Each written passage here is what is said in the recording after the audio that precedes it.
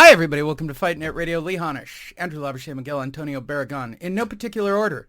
However, I do say my name first all the freaking time. Ha! Funny. I just realized that. Welcome. It is Sunday morning. We're back to normal. Miguel finally got back to normal until I hire him and turn him out like a whore. If this is your first time listening to our show, first and foremost, go to our website, boxingtonight.io. Thank you for everyone going to our website and checking us out. We are not a regular news site, although we have a news aggregate that is unlike anything else on the web. I wrote, because I'm a nerd, I wrote an aggregate that pulls from like local news, actual stories that are all over the internet. But as you know from being on this show, we use Boxing Scene or Fight News for our stories because they have opinions and they're far more entertaining. These are actual, I don't like this word, real media people doing news stories about boxing. But if you want to see what the world is looking at or what's going on to like a Fox 5 in Las Vegas, got it right, didn't I, Miguel? Yep, that's right. Yeah, I feel like I could move there. Go to our website. You can check out all those stories. Also, it is the home of Fight Net Radio. Follow us, follow me, follow Miguel on Instagram. He's at Fight Fiend Migs. I'm at Lee Honish. On Facebook, you can follow all three of us. There you can find us on Apple Podcasts. Everybody, like, that was the weird one at the fight, right? What was the one that he kept bringing up? iHeartRadio. Yeah, we're on iHeartRadio. You can, for those of you that do that think that's more established, I don't particularly care which one you pick. I think the video that we shoot each week is probably a little more fun. Right now on our website is the not frequently asked questions of Eddie Hearn from last week. We're parsing them out. I think we're going to do, I don't know, Miguel, should it be, who's the ring guy? Or should it be... Diamante? Diamante, or you can make the vote. Diamante, or should we do Sky next? You know what? I kind of like Diamante, so let's wait until the end for him. All right, so next up will be Sky Nicholson, who the only awesome part of the interview is at the beginning when she can't remember her boyfriend's hair color. That is the coolest part of it. And then her suggestion of putting in a longer pause. So when my video editor gets a hold of it, let's hope she puts a really awkward pause in. Also on boxingtonight.io, there is an up-to-date boxing schedule all the way into the month of April for you. We are completely up-to-date on all of that stuff. I just updated everything this morning. So with that said, our real home is Facebook. But as we do at the beginning of each and every one of these shows, it's time to check in with the boys.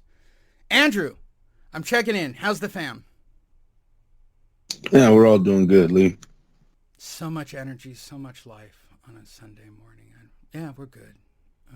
Yeah. I gotta break in. Gotta warm me up, bro. It's been a while since you've been at 8:30 in the morning again. Like we gotta warm. Well, technically it's 7:30, and by now you'd be on a roof. And then I woke up probably at what was my clock said 4, but it's 3 or some shit like that. So I stood up a little, and then I realized I could go back to bed, went back to sleep, and woke up at about 8:10. So you got me fresh right here, All dude. right, so here's the funny part. I'm gonna say midway at the Vladimir Klitschko story. That's about when Andrew's gonna be back in full form. So you guys all stay tuned. Miguel, what's going on with you in Vegas?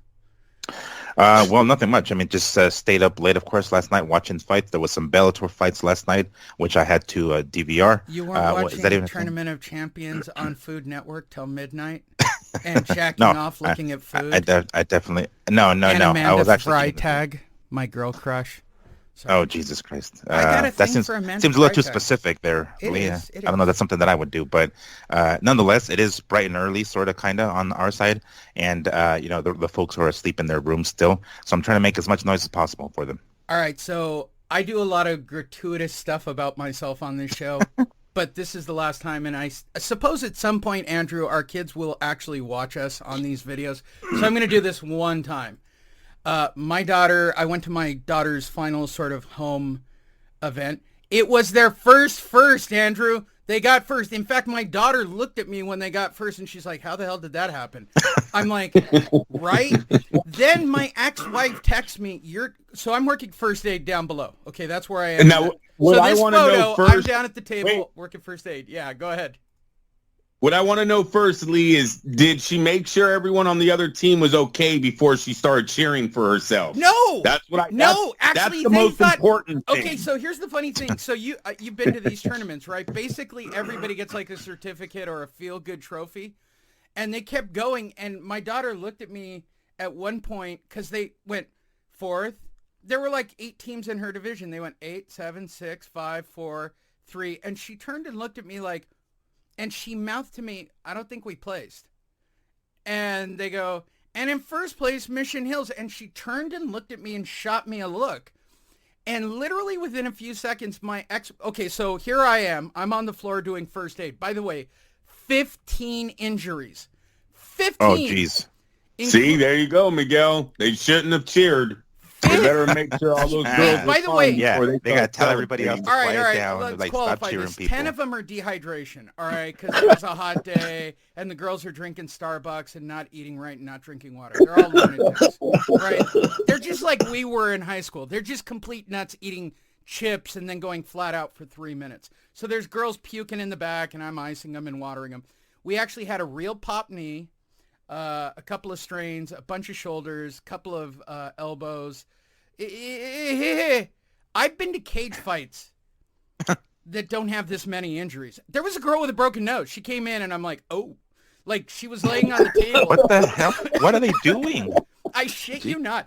One girl got a pull to the side of the head on her ear and was sitting out back. And I looked at her and I go, all right, good news. It wasn't higher. So it's not a concussion. I said, the bad news. Yeah. Getting hit on the ear that hard hurts. Yeah, the bad news is you got a cauliflower ear now. Man, that hurts. Yeah, you might want to have that drained. So there's a girl. So one girl comes in. She's holding ice on her face. She's coming in. She's got a towel on her face. She's bleeding. I said, what happened? I caught the gun or the sword or the whatever the shit they throw in the air right on the square of the nose. And I'm looking at it, and I'm looking at a break in her nose. I'm like, oh, it's fine, sweetie. Where's your mom? And then her mom and her dad show up, and I go, all right, so let's go through this. Concussion protocols, don't let her sleep. Yeah, I think the swelling will go down, but that does look like scar tissue, like she did break it. Keep it iced, yada, yada, yada. And I handed her mom an Advil, because you can't directly give kids, like, Advil or Benadryl or shit, right? I'm like, I don't know how you got this, Mom. Here's an Advil.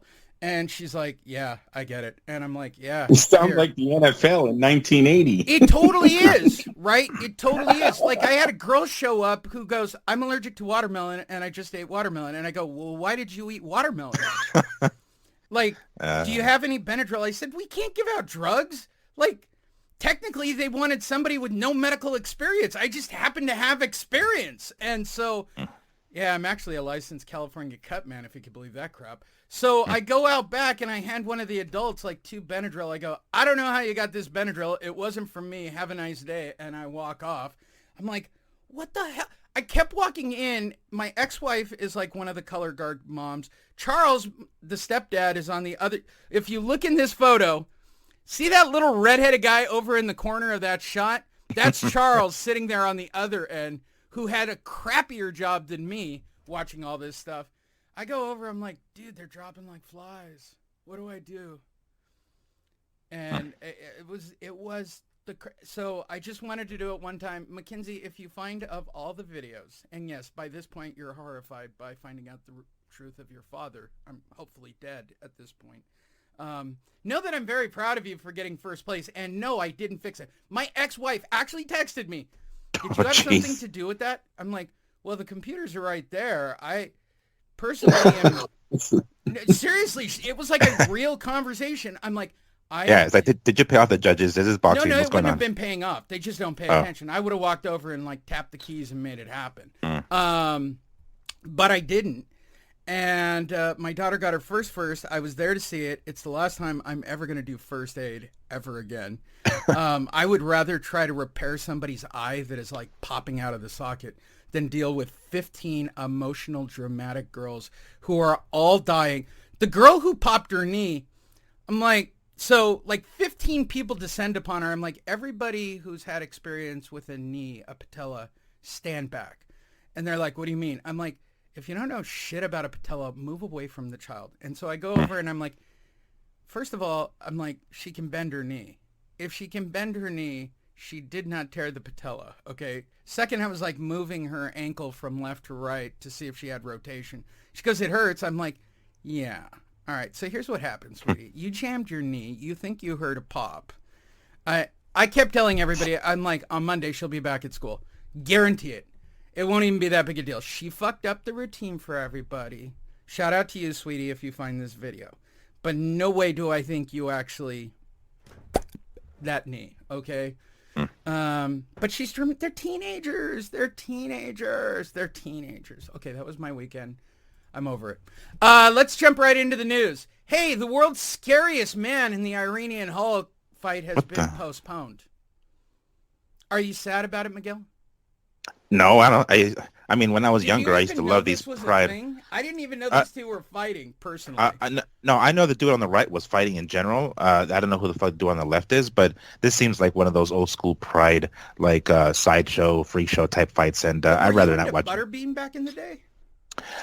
No, I wasn't. No, not even when he was actually boxing in the ring and not in the cage. No, I wasn't into him either. I was there at Pride when he did the cage. That was pretty funny. Andrew, are you sad not to see the Iranian Hulk take on the scariest man? Oh, jeez. No. Perfect. How much coffee do you have at this point, Andrew? I'm stalling. It's almost. I've almost got a cup down. I'm waiting for. Are we? Did the show start? Are you recording? Did start. Yeah, absolutely. That's all the Facebook shit. Yeah, we're recording. Fuck yeah, we're recording. Everybody go to our Facebook page, check out the Eddie Hearn interview, and find out if he likes blondes, brunettes, or redheads. Hey, shout out to us on Facebook. All right, let's get deep into it. We're using Boxing Scene today, and yeah, that's all the Facebook stuff. Everybody can calm down. Everybody breathe. All right, we have real stories. Let's get right into it. WBO to order Munguia somebody or other. Can you say that? El Mulcahy purse bid. Munguia considering offer to fight Charlo fight. So there's a reoccurring theme about Munguia and Charlo throughout the day that's going to happen several times throughout the day. Between Charlo calling out, Canelo, Munguia, like, and I don't know which Charlo. And we got Charlo updates about the one who went to jail. It could be the same Charlo. There's a Charlo theme throughout the day. So... And I've actually got the update on this, and I'm going to end it. So the WBA ordered Munguia, El Mulcahy purse bid, to which Munguia basically walked from the whole thing later on in the week because he doesn't want to be the guy for the mandatory WBO. All right, so let's just get into this shit. Like, I'm over Charlo, and I'm over Munguia, and I'm pretty close to not doing stories about either one of them until these two douchebags fight each other. I mean, that's kind of where I'm at on this topic. Like, they seem to have Charlo Munguia on the brain, and Oscar seems to have it on his brain that he wants a belt on Munguia, and I can't, I'm just frustrated by this particular Munguia. Like, what has Munguia done? Exactly. I'll say it. At least Charlo is slightly more newsworthy than Munguia. Like, what? Help me to understand this, Miguel. Help me to understand this mess. I wish I could, because I don't understand it myself. I don't know what the hell De La Hoya is doing. I mean, I when I read that there was a potential of Munguia and Charlo, the Charlo, a Charlo, I thought, okay, fuck it. It is, yeah, a Charlo, right? I considering Munguia was a champ at 154 for the WBO, I thought he would go for the WBO at middleweight, who this whose current champion is Bubba. So I thought, okay, Bubba and Munguia, I can do that, right? I thought that's kind of the direction things are going. Then I saw Charlo's name pop up and that potential, talks, negotiations ongoing. I thought, oh shit, this is really gonna happen. Okay, cool, because generally it doesn't even get to this damn point. Well, in the last hour, the last second, whatever, things went off the rails. Something to do with what network they were going to be on, right? I think either PBC Showtime or DAZN for Golden Boy, and I think that was the sticking point where things didn't progress after that. But I mean, I don't know. I'm not in the contract negotiations, so I'm not sure how much that that plays a role, like why that's so important. Well, and then later on in the week, like just a few days ago, because the updates were like how did we turn Charlo and Munguia and whoever Alkamakamuka is? Yeah. No offense to him. I'm sure he's a great fighter and whatever. Like, you guys aren't going to fight. Like, I completely see that this fight's not going to happen. What is it with everybody right now talking about fights? They're not going to fucking fight. and this fight actually might not. I'm talking about Munguia and Charlo, might not happen because this dude is he's got a decorated amateur background. This dude, I can't pronounce his fucking name, and the dude's got, he's won championships and whatnot, amateurish, and he's only 11 fights into his pro career. But he's from Kazakhstan. He's a tough motherfucker. Kazakhstan. And dude, Number one. And this guy is like, I don't want to quote Top Rank Bob, but don't sleep on him. So I'm saying, don't sleep on him. Who the hell knows what's going to end up happening with that fight? MTK, I would assume, the more experienced. Right, exactly. But hey, if he ends up winning and we have ourselves a Charlo and this dude fight, there goes another opportunity for a fucking Munguia. Fun fact for anybody listening, MTK equals human trafficking. Andrew, why am I like frustrated? And by the way, Canelo actually during the week did an article or a quote. He's like, why isn't everybody just fighting everybody? Like, I don't even Canelo's like, I don't fucking get it and I don't care anymore. But you guys all need to fight each other and stop talking about fighting me and fighting each. Like, you guys all make these dream matches. I didn't put the story up because I knew that I'd get to it early with this. But Andrew, this is getting fucking ridiculous. Well, it's been ridiculous. They've been doing this with Canelo's name, the PBC stable, since he was a junior middleweight, pretending they wanted to fight him, pretending that he was avoiding them, fighting lesser opponents, trying to pad their records, keeping their undefeated records or their one title. This is what they've been doing for 3 divisions now. It's nothing new. All right. What about Oscar jumping into the bullshit mix? It's just Canelo has now fought in, 18 champions, and everyone else has fought in 1 or 2 champions. So now it's just so far, Canelo's spreading his star power so far. It's like, yeah, you guys need to fight each other. This is fucking pathetic. How does Canelo have all these current and former world champs under his belt, and the Charlo, Benavidez, Caleb Plant, all of these guys, Lara, Hurd, all these guys, they can't even compare to that. They're nowhere near that, yet they've all been champions or been around Canelo the same amount of time. For the Munguia fight, look, I blame Munguia.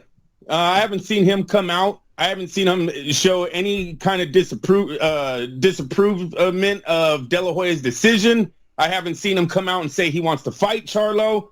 So look, this is either they're nervous on losing against Charlo for the price that the PBC is putting up for the fight, or they have a bigger deal on the table. And the bigger deal would be something like a Gennady Golovkin fight at middleweight. If you just stick around, you can fight Golovkin, right? Maybe Eddie Hearn's throwing that wet dream to them.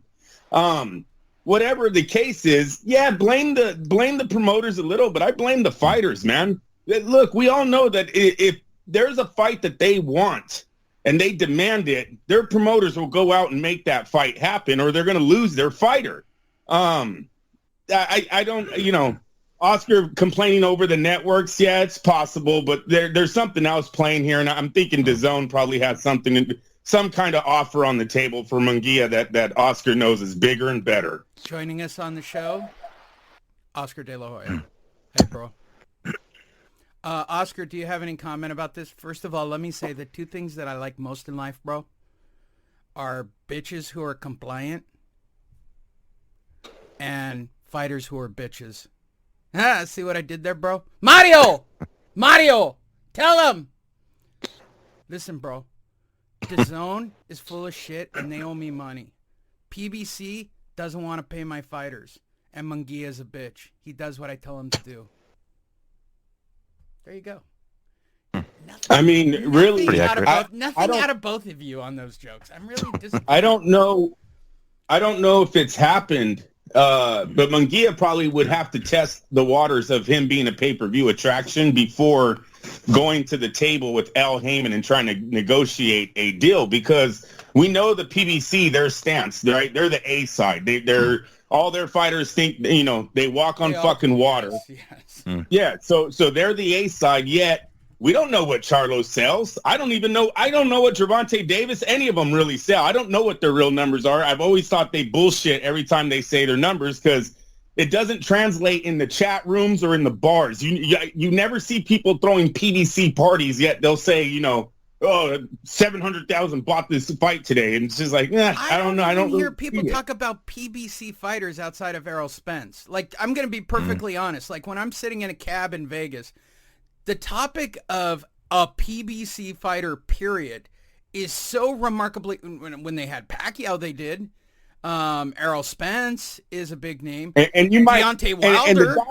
And the diehards will, but it's the casuals that make those pay-per-view numbers go up, and that's what they're missing. So if they're at the negotiating table saying we're demanding this, and this, and De La Hoya knows the only one selling that fucking pay-per-view is the Mexican fan base, they'll be the ones that are driving this thing. He probably was like, no, we're not doing it that way, and it fell apart. They, you know, sometimes they need to realize that they don't control everything. Munguia has his own fan base, you know, and he has the fan base that actually pays to watch these fights. Does he really? Well, didn't they just go to Tijuana, right? Didn't they have like a fight recently in Tijuana at that dog track? And there you go. And that's the fan base I'm after, Miguel. If I'm a promoter, I want TJ. Population 44. And then they Why bolted do as soon as you the fight think ended. fighting in Mexico means he doesn't have a Mexican fan base No. behind him? All right, look, don't get You it. think Mexican Americans? I'm going to quote see you, that Andrew. fight that happened in Don't TJ? get it twisted. All right, There's a well, I'm just difference. trying to make it There's clear. a That doesn't mean any difference. location. Don't mean shit. Oh, TJ does. Yeah. Okay. No, And Miguel it knows doesn't. I'm right. No, This isn't see, Mexico City. once This again, isn't San Lee, Diego. Let me ask the question once again. Because he fought in TJ, you're telling me Mexican Americans didn't watch that fight? I'm not saying they didn't, Andrew, but you're quoting him like he's like. Means nothing. Munguia has just as much of a fan base than Charlo. That's all. Now, if you want to talk shit about his, no. I agree. In fact, I would argue Okay, that Munguia's got a bigger. In fact, okay. I hear you. Okay, let's all take a breath and have coffee. I hear well, you. I'm just trying to make my point. TJ, that's pointless. They're not fighting in TJ when he fights another champion too. Chavez used to fight in Mexico. That didn't mean shit when he came here to America. I mean, but that's irrelevant. He drew all the time. He drew all the time in Vegas. I went to those fights. He drew. He always drew. All right, let's all take a breath. That was very hypercharged. Let's talk about white people.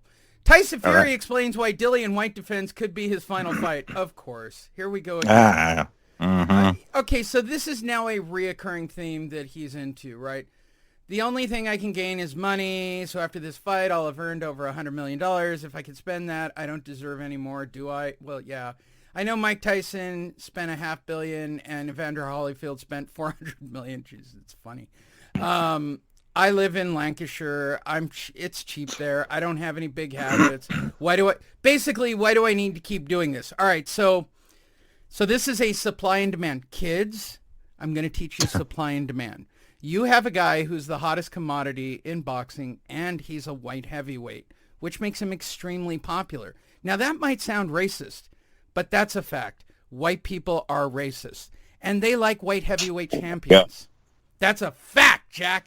This dude's numbers just keep going up. After Dillian White, you're going to have to pay this guy $100 million per fight to get him into the ring. And that's basically what he's doing. He's basically laying it out. You want me to train and lay it out, you got to pay me. Show me the money. I start with you, Andrew. Am I wrong about this shit? I don't know what part you asking, but listen. White people liking a white champion? Yeah, well, he comes from a predominantly white country, so that doesn't make them racist that they like the guy that's from their country. No, the racists are the ones who like him, generally speaking. But whatever. Right. Send all your Tyson Lee's Fury, white guilt. the only Go ahead. the only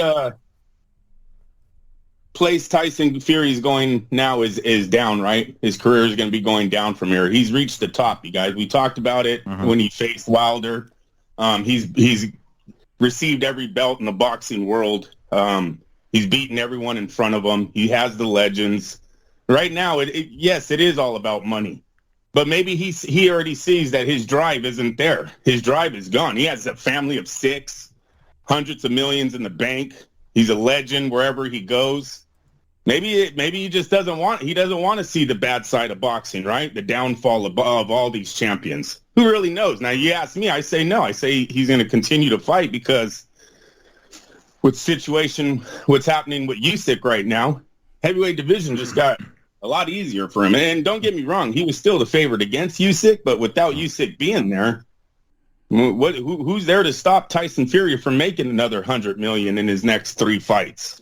So I do not believe him when he says he's going away. Maybe he just wants his diehard fans to purchase more on the fight. I don't know, thinking these are his last fights. I don't believe him, but if he did, I would understand it. There you go. Miguel.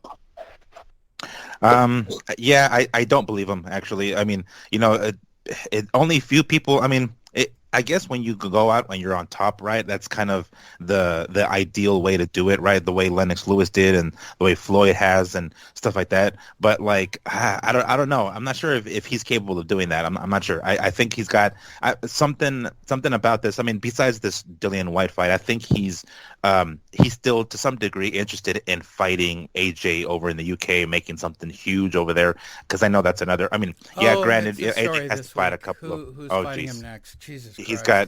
He's got a couple of fights I'm sure AJ has to get before he can even think about this, because who the hell knows when Usyk is coming back, of course. So I mean, that just kind of leaves everything up in the air and unresolved. So why not? When Fury gets past White, then hey, who knows down the line. So I mean, I'm sure that kind of money, because I mean, even like I was watching, so I don't know if you guys know this, because in my free time, my geeky nerddom, I go on YouTube and I watch like full broadcast of all pay-per-views. So I just watch old pay-per-views, right? Boxing pay-per-views, right? Wow. Just like full boxing cards. They actually have them on YouTube. They undercard and everything. And they had this one HBO. I forgot who the hell was the main event. And Lennox Lewis was one of the commentators, right, with Bob Costas or some shit. And he was asked about coming back because he had just recently retired back then. That was shortly after the fight with Vitaly Klitschko. And he was like, I'll come back for $100 million, So it's like, okay, back then that was kind of the deal. But that's a fuck ton of fucking money, right? I'm sure Tyson, if he wants to call it quits after this White fight, $100 million is going to bring his ass back. I'm sure it will, right? Or some crazy number like that. So no, I don't really believe that this is going to be his truly last fight. I don't think so. Andrew, you're our expert on the show. Tyson Fury has 6 kids and claims that he's boning his wife 3 times a day and licking pussy at least that many times. Jeez. Is that really a thing when you have that many kids? Just wondering. Yeah, and if he has a security, have all the sex in the world. So I'm sure. Install very good locks. Is that the parental overview of that? Yeah, actually, I think that's what happens to men when you start having too many kids. That's what's scaring you from your wife more than your wife. I turned to our expert on the topic. Virgil Ortiz wants a Spence fight next. Sure, why not? Virgil Ortiz wants to enter the sweepstakes for Errol Spence, and guess what? He thinks. Here we go again. He thinks. Again, I'll say it again, Fight Net Radio fans. Anytime there's the word think or hope, just go to the next story. I put these stories in because I think they're hilarious. When people say, I think I should fight this person, or I hope to fight this person, you might as well just go, it ain't going to happen. But, all right, let's talk about it. This time I start with you, Miguel. Ortiz Spence. 1, will it happen? 2, will it be the biggest fight in Texas history?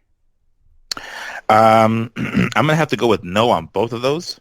I don't think the fight's going to happen. This is just continuing the theme of last week of people calling out, name dropping just for the shits for, maybe there's no other, newsworthy stuff out there. But yeah, I don't think that. I mean, he's on besides the fact that we just were having this issue with with Charlo and Munguia. We have ourselves a DAZN fighter here, then we have a Showtime fighter, and who the hell knows how we're going to arrange that. I mean, I would assume that there's less money. Well, in this case, Spence, not probably more money involved in this one. So, yeah, I don't think that either one of those is a possibility. And to be quite honest, I like Virgil, and I think this dude can be like a bad motherfucker soon, but I don't think he's ready for Spence. I don't think he's ready for Spence. Give him maybe...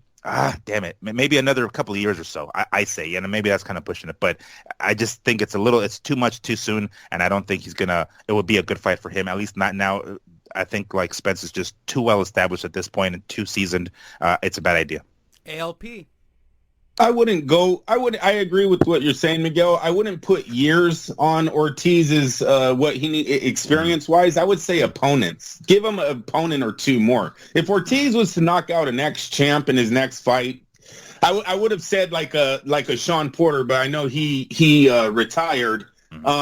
Danny Garcia, somebody that was in the top 10, was an ex-champion. If he was like to annihilate him, I don't throw him in there with Spence in his next fight. Let's say Thurman or something.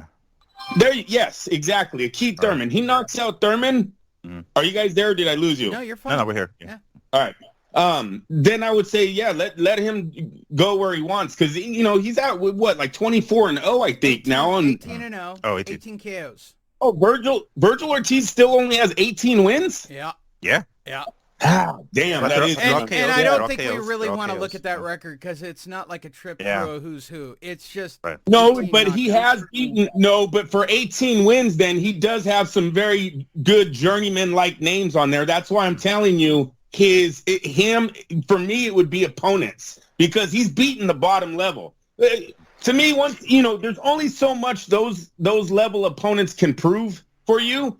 Once you get 2 or 3 of those wins under your belt, it's time to move to the next level. If you annihilate that level, gloves are off. You can go wherever you want. And that's where I'm at with Ortiz. 18 wins, it's small, but we've seen champions start their careers at 18-0. There's no problem there. And he would still get one more win. He fights Saturday? So hopefully he wins Saturday. He'll be 19-0. It's not a bad. I don't disagree with him wanting to fight Spence. Listen, I don't even know who the fuck Spence is. Fuck Spence, okay? Spence is the longest reigning. I don't know if I'm gonna fight him. I don't know what I'm doing. I'm just so tired of Spence. I hope Ugas beats him. I really do. Fuck him. He don't even deserve the pay-per-view match with Terrence Crawford. Everything that Crawford built, that he was gonna hand Spence on a fucking silver platter, man. Everything. This fight was huge. This guy's avoided it. He's played pussy his whole career. I'm over him. I hope Ugas beats him. I'm tired of the boxing world talking about some of these PBC fighters, and they're irrelevant. They've been champions for fucking years, and they're irrelevant to the casual fans in America. I hope Ugas beats his ass. Shout out to the Fight Net Radio fans. So here's the anatomy of how to get Andrew back to form. Irritate him on the first 3 stories so bad that he's mad at me that he pops out by the 4th story. Now we're back into form. And it was well before we got to, the Vladimir Klitschko story. Well before we got to where I thought it would be. So it's nice to have you back, Andrew. Yeah. I like it when you're mad at me. I love it when you think I'm cutting you off, and I just see you building up with rage. By the way, did you guys that the Chargers got Khalil Mack? Yeah, no, that's scary. Listen, what's going on there, Lee, is they know they have the quarterback of the future sewed up for 3 more years, maybe you go out and you got a right side and a left side. Oh, come on, Bosa, Mack. Carr's gonna be pretty fucking confused out there. Oh, You're gonna. He always looks confused. He's one of those guys, when they tackle him, he always looks like, oh, how did I get down here? You're going to have a lot of those looks come next year with San Diego. Oh, my God. You guys just went to 4th in the division literally overnight. I mean, Denver. I know. Denver picks up Russell. Oh, my God. AFC West just got way entertaining. I can move to Vegas now because everybody will come through Vegas. Now I can move there easily. That's good football. Warren. Can I ask you a question, you guys? Ask away. Yeah. Did you guys happen to see the Oscar Valdez photos of the broken jaw? his broken jaw in his fight with Quigg? No. Well, back then, I mean, that was a while back, so that was the last time I saw it. Yeah. All right, you seen how it was? I never seen a broken jaw like that. I never knew the jawline, shifts in like that. Mhm. Oh yeah. Spence Oh yeah. Spence had a broken jaw with missing teeth. Like, yeah, I just don't know who Spence is right now. I know Valdez came back. He got his from a fight. That man got ejected out of 160 miles an hour and broke his jaw. That was a gruesome picture. I was like, I don't remember seeing that back when it happened. I just caught it this week. And I was like, holy smokes. It made me think of how bad would Spence's jaw look like being ejected out of 160. It was horrible. I mean, if I was like really cool, or I actually had Daniela, who does our editing, do something cool, like go find it in the archives. We've said it a million times. Spence has not been hit on that chin yet, right? Yeah. So until he fights somebody legit, like now is not the time to fight a Manny Pacquiao. Now is not the time to fight somebody who's actually going to hit you. Like they've literally since that accident been crafting him to this moment of what can we get out of him before what I suspect Crawford punching this guy in the face, because that jaw is not for real. Like there's no way. I know this from getting hit in the head by a cabinet. Like literally until the day a cabinet gave me a concussion, in my mind, I could take a punch from any human being on the planet. Until a cabinet put me down on the floor and I had a concussion and I went, oh shit, I just got old. Spence hasn't had that moment yet, right? They've literally given him perfectly crafted moments to get him to right. Including Ugas, because that's going to be next. Crafted, literally crafted. My only hope is that Ugas cracks him once. I want to see whether or not Spence is legit. Like, I need somebody to hit that jaw. I mean, even if he does crack him, I don't think Ugas has that kind of power to even like really daze him. I mean, who knows? A fight is a fight, right? When punches are being thrown, whatever. But I mean, realistically, come on. I don't think. I don't remember the last time Ugas fucking knocked somebody. I mean, I think a couple of fights ago he did against some low-level journeyman dude. PBC fighter, yeah. Prior to fighting Manny, that's probably the last time he fucking knocked him out. I don't remember, or maybe I'm confusing with Laura. I'm not sure. But anyway, they're all the same. I don't think PBC fighter. I think we should just now start saying PBC fighter because they're all the same. They're all the same. It is.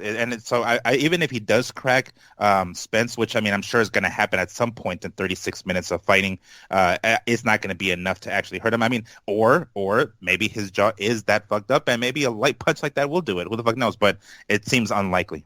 Andrew, is there anybody in that division with enough crack to test that chin? Oh, no, well, I mean, we would have to see him fight him. I'm not going to start name dropping here just for fun. The guy doesn't fight people, so yeah, true. True. But you could hope. Wait, you're not watching the video. But you could hope, and you can think about it like every other fighter. The hope is that he's going to fight Terrence Crawford immediately after this. That's the only hope that I have. Crawford could. That's the only hope. That's the only fight I want to see. That's the only fight the boxing world should want to see. We don't want to see him move up. We don't want to see him fight Virgil Ortiz in the biggest fight in Texas history. We don't want any of that.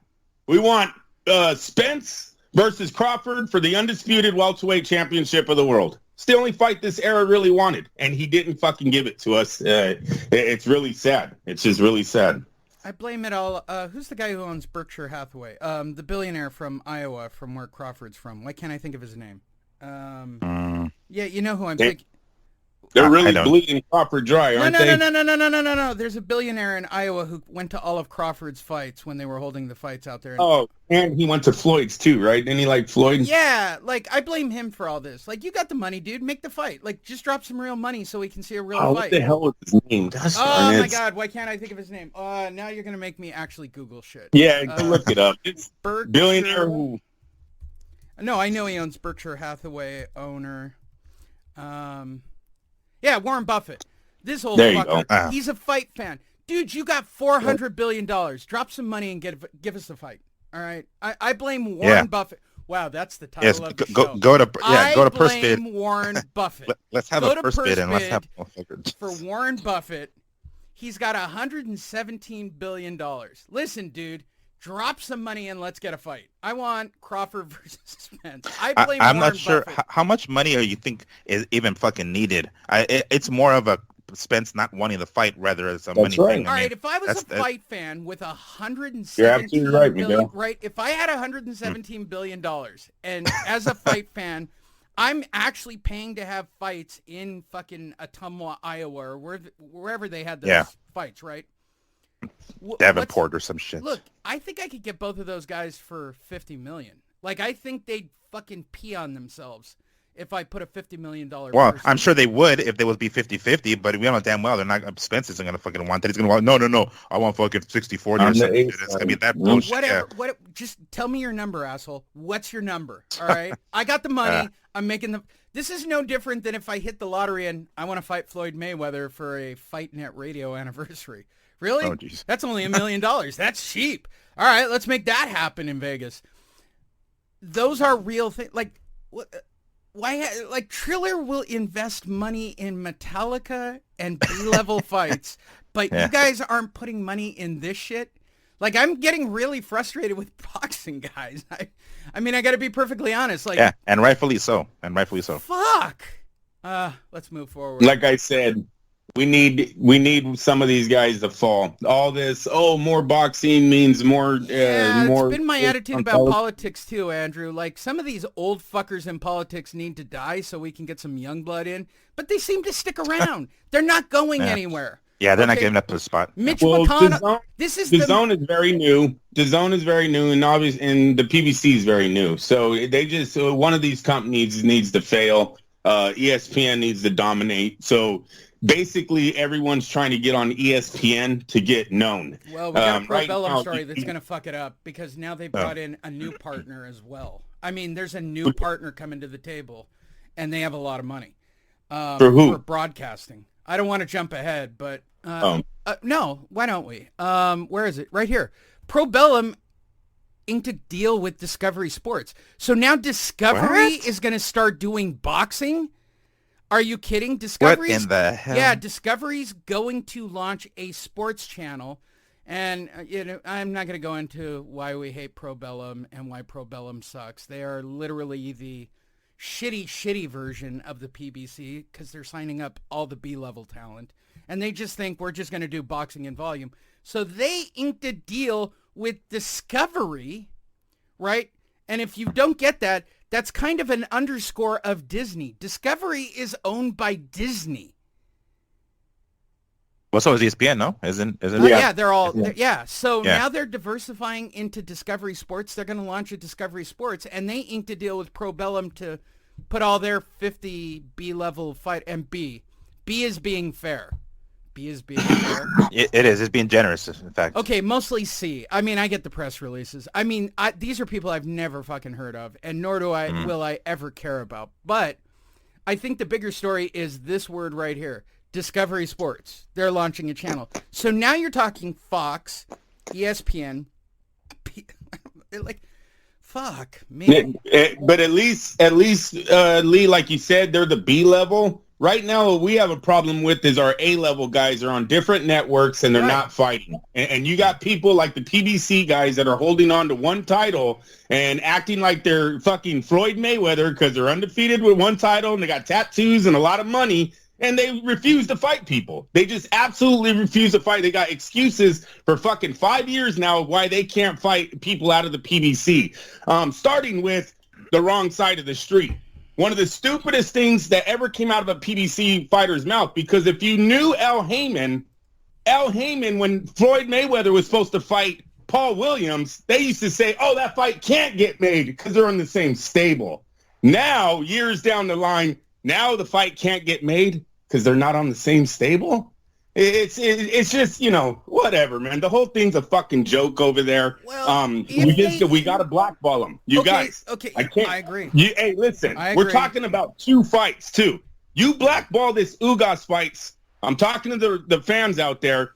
They will make the Crawford fight. But if you continue to give them $1 million, man, they're not going to make that fight. We have to blackball these pay-per-view fights on the PBC if you want them to move forward.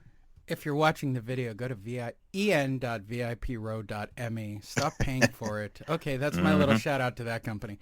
But I agree with you, Andrew. I think PBC in their mind was going to do the UFC trick and make themselves a brand. And what they discovered was, wow, we don't have everyone. We don't have all the belts. We're kind of screwed.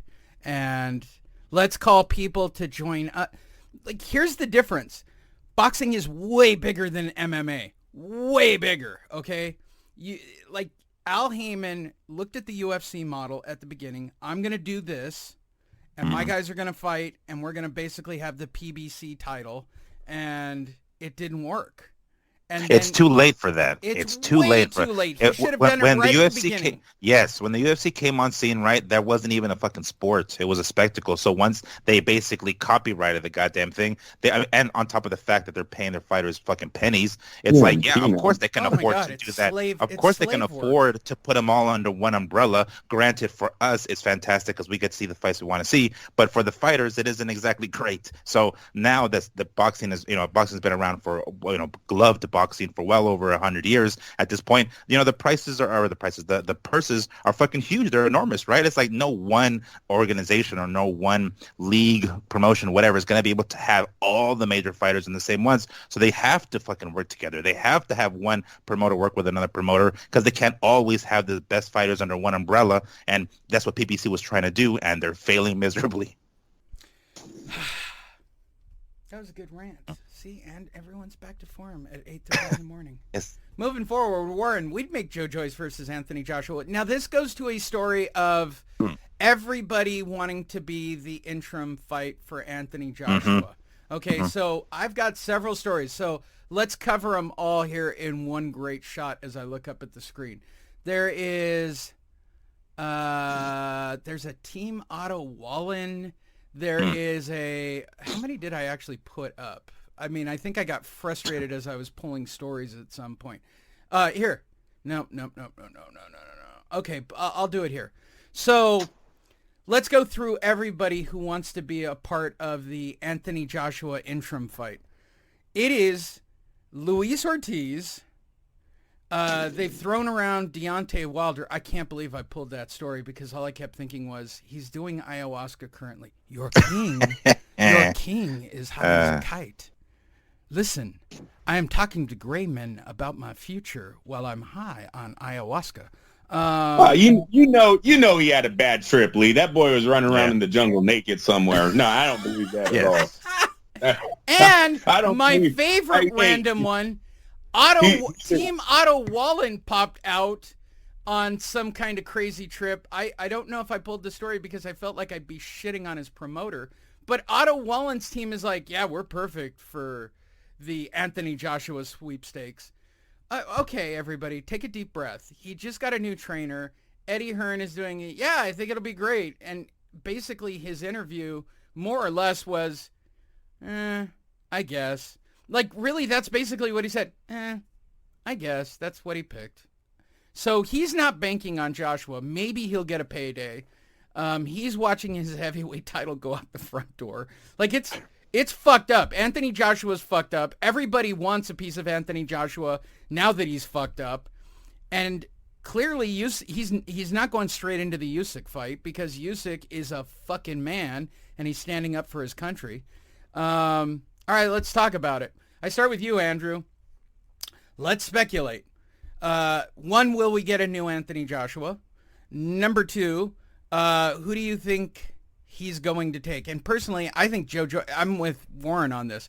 Oh yeah, I make Joe, like, I get it. Joe Joyce, Anthony Joshua is the easiest of the fights out there, maybe besides Luis Ortiz. I don't know which one makes more money. Probably Luis Ortiz here in the States. And I'm just speculating. Otto Wallen is out of the running for sure. Nobody fucking knows him. He was a fucking, yeah, good job. You went 12 with Tyson Fury because you cut him. But beyond that, there is nothing that's technically safe for Joshua to get healthy. Luis Ortiz would be great for him. That's a punching bag. And he gets knocked out rather easily these days. So I'll start with you, Andrew. One, training. Number two, possible future selection. Well, no, the training isn't going to be any different. He got a yes man from his own team, so that there's nothing happening. Where there will be no new Anthony Joshua in the ring when the next time he fights. About his opponent, I gotta disagree. I think everybody's in the running for this upcoming fight. Listen, one thing I'm gonna just say Europe. One thing that Europe has shown me in the last year, 2 years maybe, their fans run the sport. They show up to their fights. They're loud. It seems like a fucking party whenever they fight over there. Dillian White versus Tyson Fury sells out in 3 hours. 90,000 tickets. 90,000 tickets got sold out in 3 hours for Dillian fucking White. Like last night, don't know if you've seen the Conlon Woods fight. It was fucking awesome, man, how loud that crowd was. It was a soccer game in there. So Anthony Joshua, I think, has the star power to sell a ticket.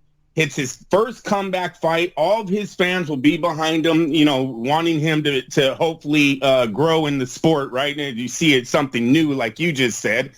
I think anyone's going to get this fight because the one selling it is Joshua. So, I don't know what their financially, I don't know what their live gates bring in, but and even I got to give it up to Europe on their walk-ins. When their fighters walk in, I think it's the most entertaining thing in the sport, and their crowds seem like to be the funnest in the sport right now. So, right. I think Otto Wallin. I do not think Ortiz, though, because of his age. I don't know if they would bring an old ass man out there. Ortiz like fucking 50 years old, and I don't know if they'll bring him out there. But anyone from Europe, I think it has a shot at getting this fight with Joshua. All right, I have follow-up questions for Andrew. Do you sing "Sweet Caroline" when they do it? Do you? No, I don't. But it was cool one time. Didn't he do it again? I think he did it again. It didn't move me as it did the first time. Do you do when you're there live and they do "Sweet Caroline"? No.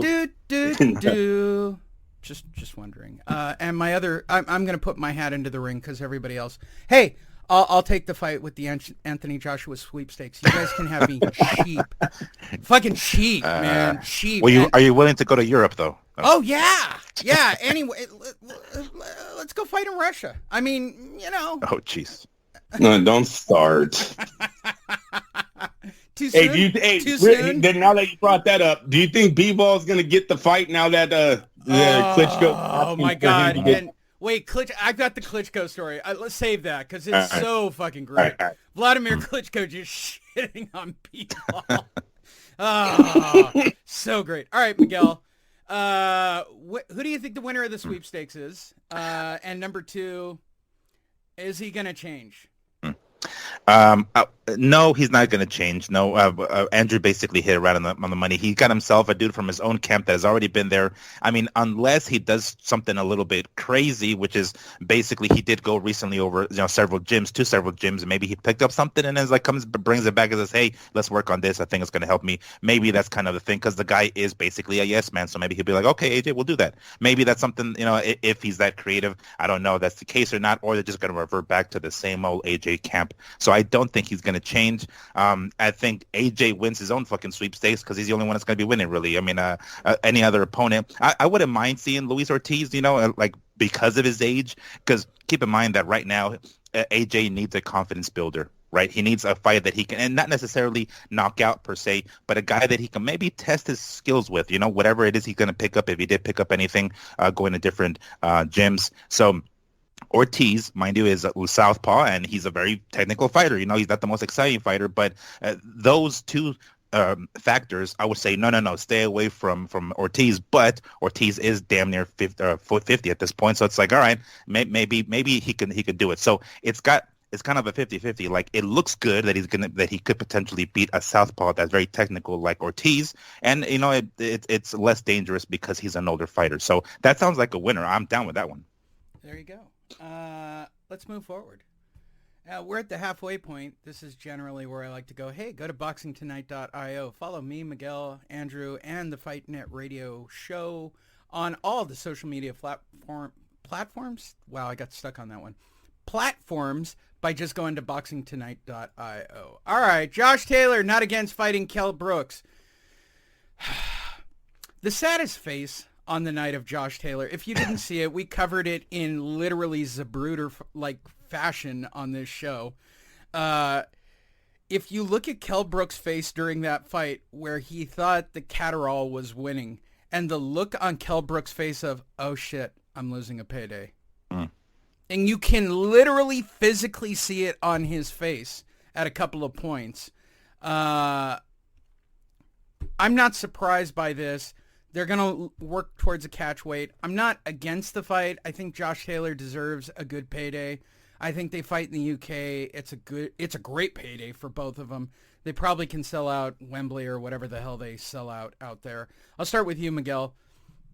I'm pretty sure this is going to happen. I knew it was going to happen when he was sitting next to the people from Top Rank.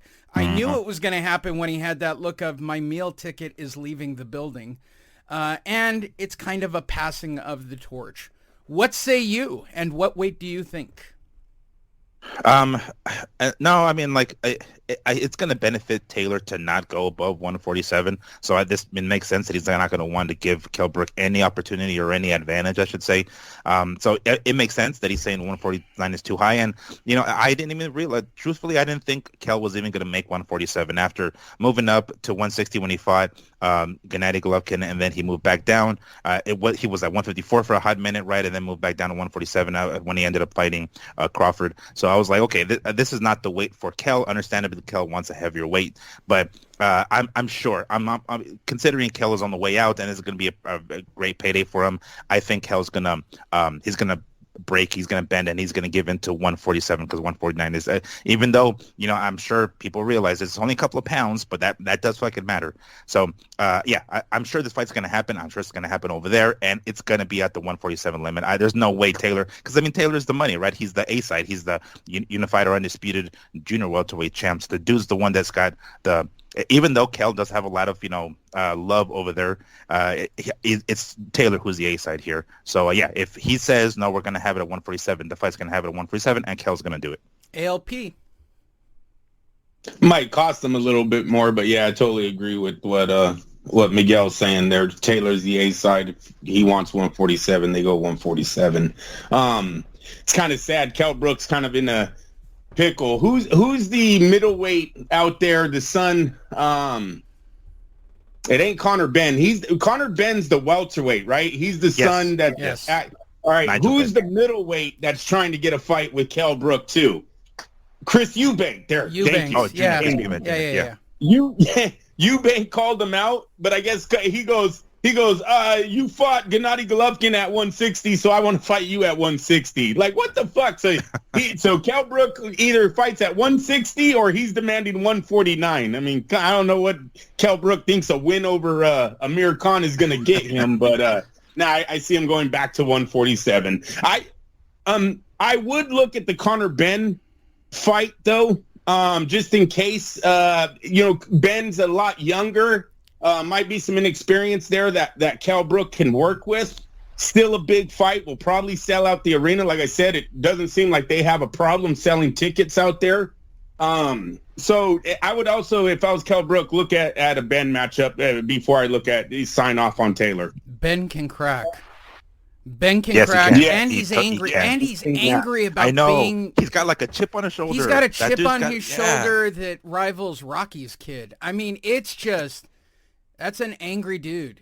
Like, there is like, And that could play for him or against him, right? If Kell Brook is a good boxer, sometimes aggression is not what you want in the ring. So Yes, or emotions in the ring. yeah, we Yeah, saw that in so- the opening fight in San Diego. We saw an aggressive fighter get outboxed, basically. And that's how that opening fight on that DAZN card last weekend went. A boxer Gonzalez won. The Gonzalez. Yeah, whatever that Martinez? opening thing was. But he won with a jab and good footwork, and he was being baited to fight with a kid like Ben who just, I want to crack. I just want to crack. Just get in front of me.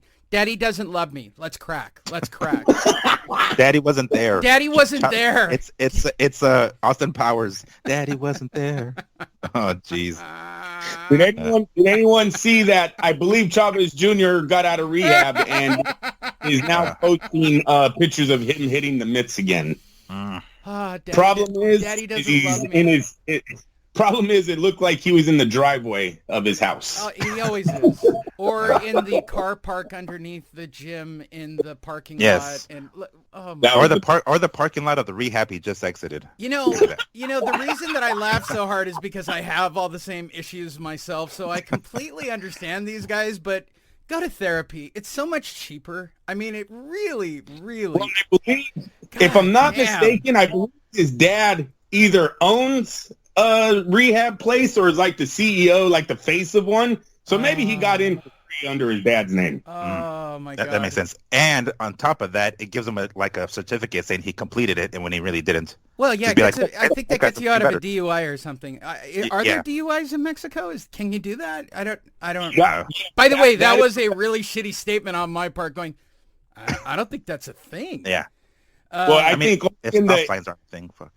Yeah, I think he was caught in the city. He was arrested for either substance or drinking and driving. Yeah, but that's what started this whole thing. What do you need in Mexico? Like a 0.1 or a 0.2 to be considered like intoxicated?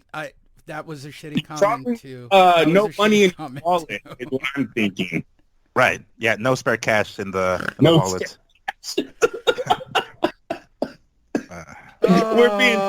It's so fucked up. We're being so fucking fucked up. Hey, if they did it to themselves, fuck that. They did it to themselves. This is like going to Mexico with Killian. I didn't bring cash. For what? When we get pulled over. For what? What are we getting pulled over for? Being white. For being white. Yeah, that whole being white thing don't work out there, Killian. Sorry. Oh, my God. I'm like, dude, why are you even putting it out?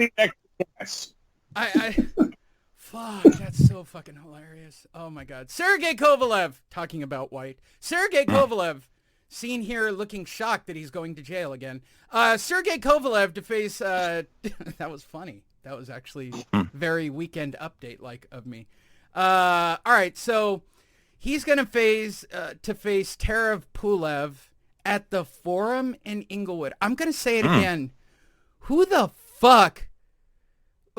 what is this? MTK? Is it DAZN? Like, what is this? Who in their mind thought, I know, let's put it at the Forum next to SoFi in the middle of basically LA, which, not racist people, I'm going to give you the demographic breakdown. Where the Forum is predominantly Hispanic and predominantly African American. Let's put two white European fighters right there. That'll draw. One of which is Russian, who we don't have a high opinion of at the moment. Probably a bad idea to drop it in the middle. Was already warned about being racist. Remember when he fought Pierre, who was the guy from Canada? Yes. Yeah, he put out. Yeah, he's like, "Oh, I'm sorry, I didn't know posting things on gorillas was racist." I was like, "Come on, Kovalev, asshole!" It is. Yeah. We're gonna have another like fucking riot in LA and shit, and having bricks thrown at people. What the fuck? Like,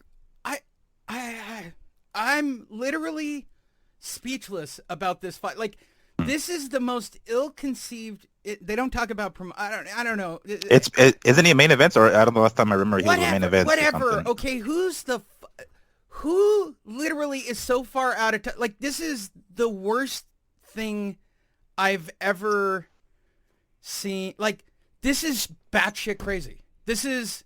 I've seen a lot of batshit crazy in boxing. Okay, it's the reason that I am me and I do the show the way that I do the show.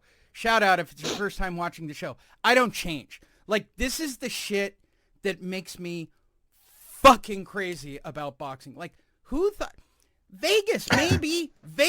And, like, the Virgin Hotel. Like, not even that. I don't even think you deserve the Virgin Hotel. Like, you need to be, like, at South Coast. How about a station casino?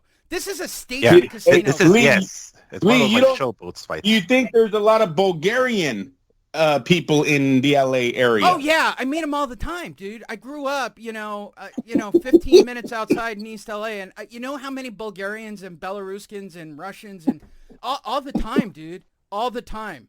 They're the ones standing in line getting tacos with me down at in Boyle Heights at Razel Tepiak. What the fuck is going through your minds, people? Yeah, I realize that's my first real rant on boxing in a while. I'm going to take a deep breath there. I feel Andrew-like at this moment. This is stupid. This is fucking stupid. What the fuck? First of all, why is he fighting? 2, why isn't he in jail? And number 3, well, I'll start with you, Andrew. This is fucking stupid. Yeah, no, I mean, I don't know what to say. I don't know how much more we could put on this. Who's the promoter? That's what I would start with. It's last I remember, main events, right? Yeah, it is. It's main events. Kathy Duva, right? Last I Kathy remember. Duva, who's way the They're fuck still out of around? college. Yeah. Oh, yeah, Kathy's around. They're still around. They got like Holyfield's kid on their roster. Yeah. No. Yeah. Yeah, no, there's nothing to add to this. It might be a fight that doesn't even take place because it's so against the wall. Yeah, let's hope it doesn't. The for the sake. COVID. Right. And who knows? Is this Pulev related to the other Pulev? I was thinking about that. I mean, is that a common last name? I don't think so, right? Pulev, is he related to the Kubrat Pulev? Wow. Yes, I know names, people. It's almost like I care about boxing. Let's move on to more hated figure. Unless you have something you want to add to this, Miguel, that I haven't already taken a steaming pile shit on. No, this is just as bad as, having Mikey Garcia and fucking Fresno or some shit like that. You haven't seen the next story. And, it ramps up from here. I will say Kubrat Pulev is from Bulgaria. So there is a possibility that they are related. They're related. Maybe it's a common name like Smith or... or Johnson or something. Sanchez. It's like saying Sanchez in... Yeah. Garcia. That's a common one. It's a Garcia. We'll Pulev is the Garcia of Bulgaria. It's a great title for the show. Sorry, I think about these things out loud. All right, let's get to more hate. We'll start with you, Miguel. Hey, Haney Hearns focused on reaching agreement with Kambosos. I don't care. I fucking don't care. First of all, Devin Haney got booed so historically bad in San Diego. It was shocking. Like, that crowd hates him.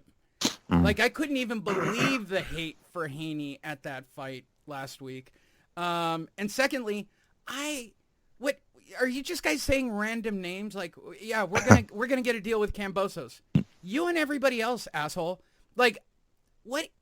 All right, Miguel, help me, because it hurts my head.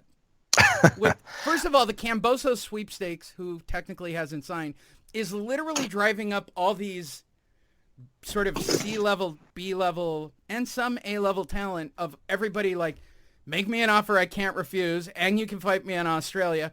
So why not? Eddie Hearn's like, how about Devin Haney, the most hated man ever? Say hi. Hi. Hi. Do you like Devin Haney? Shit. Shoot. No, we didn't get feedback on Yeah. that. We didn't You get. do like Devin Haney? Uh-huh. Oh, thank you for telling me that. Go to your mom's. I will definitely talk to Andrew about that. Smells like poop. I think she pooped her pants. Oh my god. Oh. and that's why she likes Haney, or he likes Haney. Because she pooped her pants. There you go. She much like Haney has pooped her pants. Yes. He pooped the bed. Oh many my god, times. here's another great title for the show. Devin Haney poops his pants. Oh jeez. So many good titles today. God, it's gonna be hard for me. Too many. All right, Miguel. Well, does I Haney I poop care his about pants? this. Do you? I mean, he did. I mean, we're talking about two of the top dudes that, one of our main biggest complaints in boxing is the top dudes don't fight each other. These guys are top dudes if they can fucking do it. Last I remember, Lomachenko was, winning the race, the Kambosos sweepstakes. So that's the one that I truly, truly want to see because Don't sleep on him. Yeah, Loma didn't get his, rematch with fucking Teofimo Lopez. So unfortunately, we didn't see that one. Although I would have loved to have seen it. A champion like Lomachenko deserves that rematch. Contracts aside, he deserved it nonetheless, and he didn't get it. So now that we have Kambosos in the throne, then I would love to see Kambosos fight Loma first. However, a close second is Haney, at least in my opinion. So I would love to see that fight if they can make it happen. And as much as we have shit on Hearn, he's making some fights happen. You know what I'm saying? So I'm like, all right, fuck it. If we can do it, let's go ahead and get that crack lacking, because that's the thing that we complain about. Is they talk about the 4 fucking kings, right? The new lightweight 4 kings, and then none of them fight each other. It's like, what the shit? So this is the next best thing, even though it would have been better if it was Teofimo. But nonetheless, now it's Kambosos in the picture, and it's a stacked weight division. It will be the shit if they all fight each other. And to some degree, this is kind of sort of what we're getting with potentially Kambosos Aloma, or now Kambosos and Haney. So yes, I would like to see this, but I would prefer that they not, dick tease us with this fight if it doesn't fucking happen, because we've been dick teased how many goddamn times already at this point. So can we just the blue stop with the name balls dropping on this Kambosos yes, fight is until we there's the have title. The blue balls on the Kambosos fight. Yes, Kambosos. That's a front runner right there, Lee. That's a front runner. Right. All right, Miguel. So I guess there's the real question I have about all this is I don't even like. I feel like Kambosos is going to wind up fighting a cab driver at this point. Like, I really I'll just take whatever, and he's not going to fight any of these guys.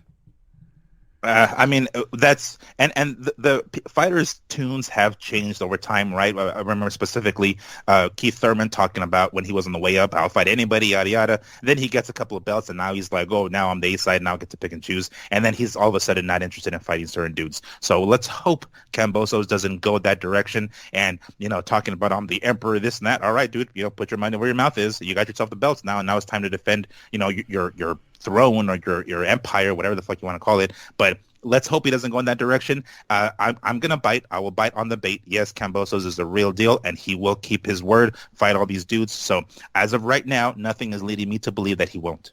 ALP. The lightweights have done good for the times that we've been in. The COVID era, we've still gotten some decent Campbell, Garcia, Lopez, Lomachenko, Lopez, Kambosos. Lomachenko was about to be signed before the war got started. So at least the lightweights have been trying to give us their best matchups. Devin Haney, Kambosos is a great fight. These are 2 young, undefeated champions.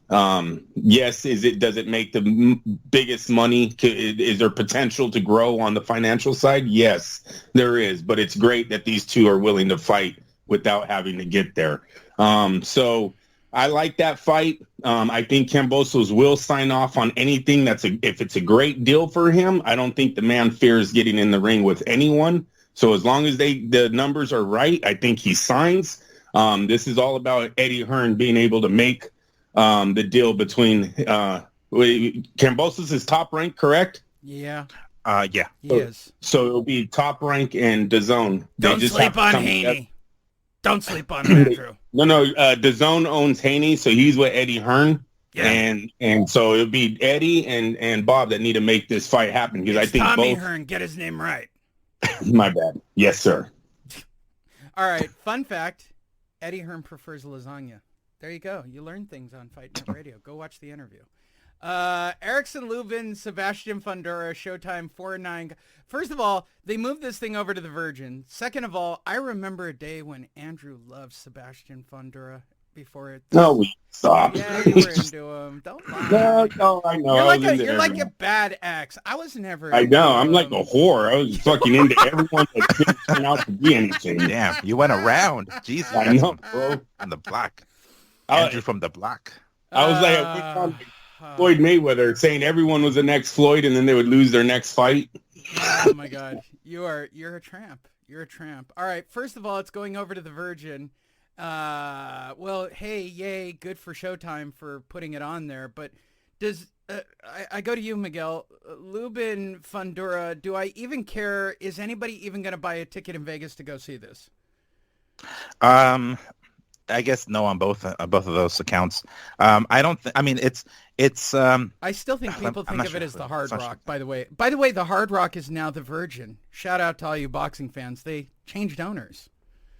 Yeah, yeah. And then as a matter of fact, I think the Bay Event Center is now like Miller Light Center or some so shit. I great. don't know. They That'll changed confuse some the name. fuck out of fight Yeah, fans. I was confused when I saw this. I was like, Virgin Hotels, what the fuck is that? And then I realized it used to be Hard Rock. I was like, oh snap, okay. I didn't realize they had switched They got rid ownership. of the guitar.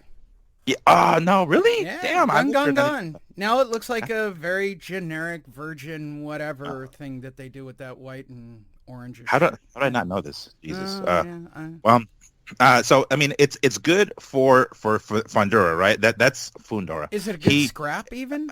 No, it won't be a good scrap. It won't. I mean, it might be somewhat entertaining because Lubin does throw down, and Fundora has shown to get hit. So Hey, it's not Fedora, exactly- that tall ass guy. Yes. Well, You there's two remember tall when ass you used dudes. to There's talk two about tall ass- you used to talk about him all the time, Andrew. You remember? But he's a freak. You Yeah, the guy's a remember. freak. Yeah, exactly. Dude's fucking huge. He's like 6'5", Yeah. and he's 6'5" and like 120 pounds or something. 154. Yeah, like it's fucking And ridiculous. and he gets hit, what I'm saying? And it just looks like, Augusta Win is going to topple him over, and he hasn't fallen yet, but this is a good next step for him. He's the young cat coming up. He's the guy that they're trying to make, a star. He's the guy that is coming up. Lubin is the veteran. So it's one of those fights where like, all right, is Lubin's going to show that he still got it and, whooping the shit out of some kid coming up, or is this kid going to show that he is the real deal and he got himself on a somewhat established name on his record? Because Lubin has got some names on his record, although maybe they're not always won. But he got this is the kind of fight like the next step up for Fundora. So I'm interested in watching it. I do have Showtime, so of course I'm gonna watch it. But I mean, I won't tell people, oh guys, tune into this. No, VIProw.net. Yes, exactly. Yeah, don't kill precisely. yourself. Well, and here's the thing. I think And we that's if you all have thought the nothing else. same thing about Sebastian Fundora, Andrew. We thought that, hey, he's got to be like the real Tommy Hearns, and with that big giant arm of his, launch that fucking right hand from outer space and own a jab, and he'll dominate the division. That's not the case. Yeah, no, he don't He's throw. a giant He doesn't. stick with legs is basically That's what right. it is. Yep. Andrew, you into it? Or should I even ask about a Showtime card in Vegas? If it's on Showtime, I'll watch it. No money going to the Spence Ugas thing, so that's good. We'll talk about that. Yeah, the fucking pay-per-view. Charlo was unhappy with drug testing for his first Castano fight. All right, why? I had to put it in. Okay. I asked for a legal drug test, and then they went, well, dude, you're high. That would be against you. I asked them to take a drug test on Tuesday, and then all of a sudden on Thursday, he pulls out of the fight. You think that's why he pulled out of the fight, bro? Like, I think he didn't take the fight because there was no money in it, but whatever. I was told to be quiet. Sorry, I can't be quiet. I'm a Charlo. I can't be quiet. I'm holding all these belts in the back. Lions only. Like, He's all. Lions can't be We don't, quiet. we don't care if you're family. We'll still threaten your ass. Yeah, we'll still talk shit about you on TV. oh my God. His fucking quotes are crazy. Like, what is up with the Charlos? Jesus Christ. They literally the news. How did we turn? Okay, Andrew, help me to understand the Charlo thing. Help me to understand how these people are dominating the news. Like, littered. Here's another one. Another Charlo on Crawford. Sit your ass down at 147. What? Shut up. All the Charlos, shut up. Go to jail. Do whatever it is you got to do. Get yourselves right and take a fight. Like, when's the last time any one of these assholes fought, Andrew? And no, well, Castano and Charlo was a good fight. That was going to be a good rematch, but this is kind of what they do when they get close to fight times for them. They bring up other fighters' names. And they never, after they get their victories, they never talk about them until they're signed to fight another guy again. It's classic PBC, bro. Miguel.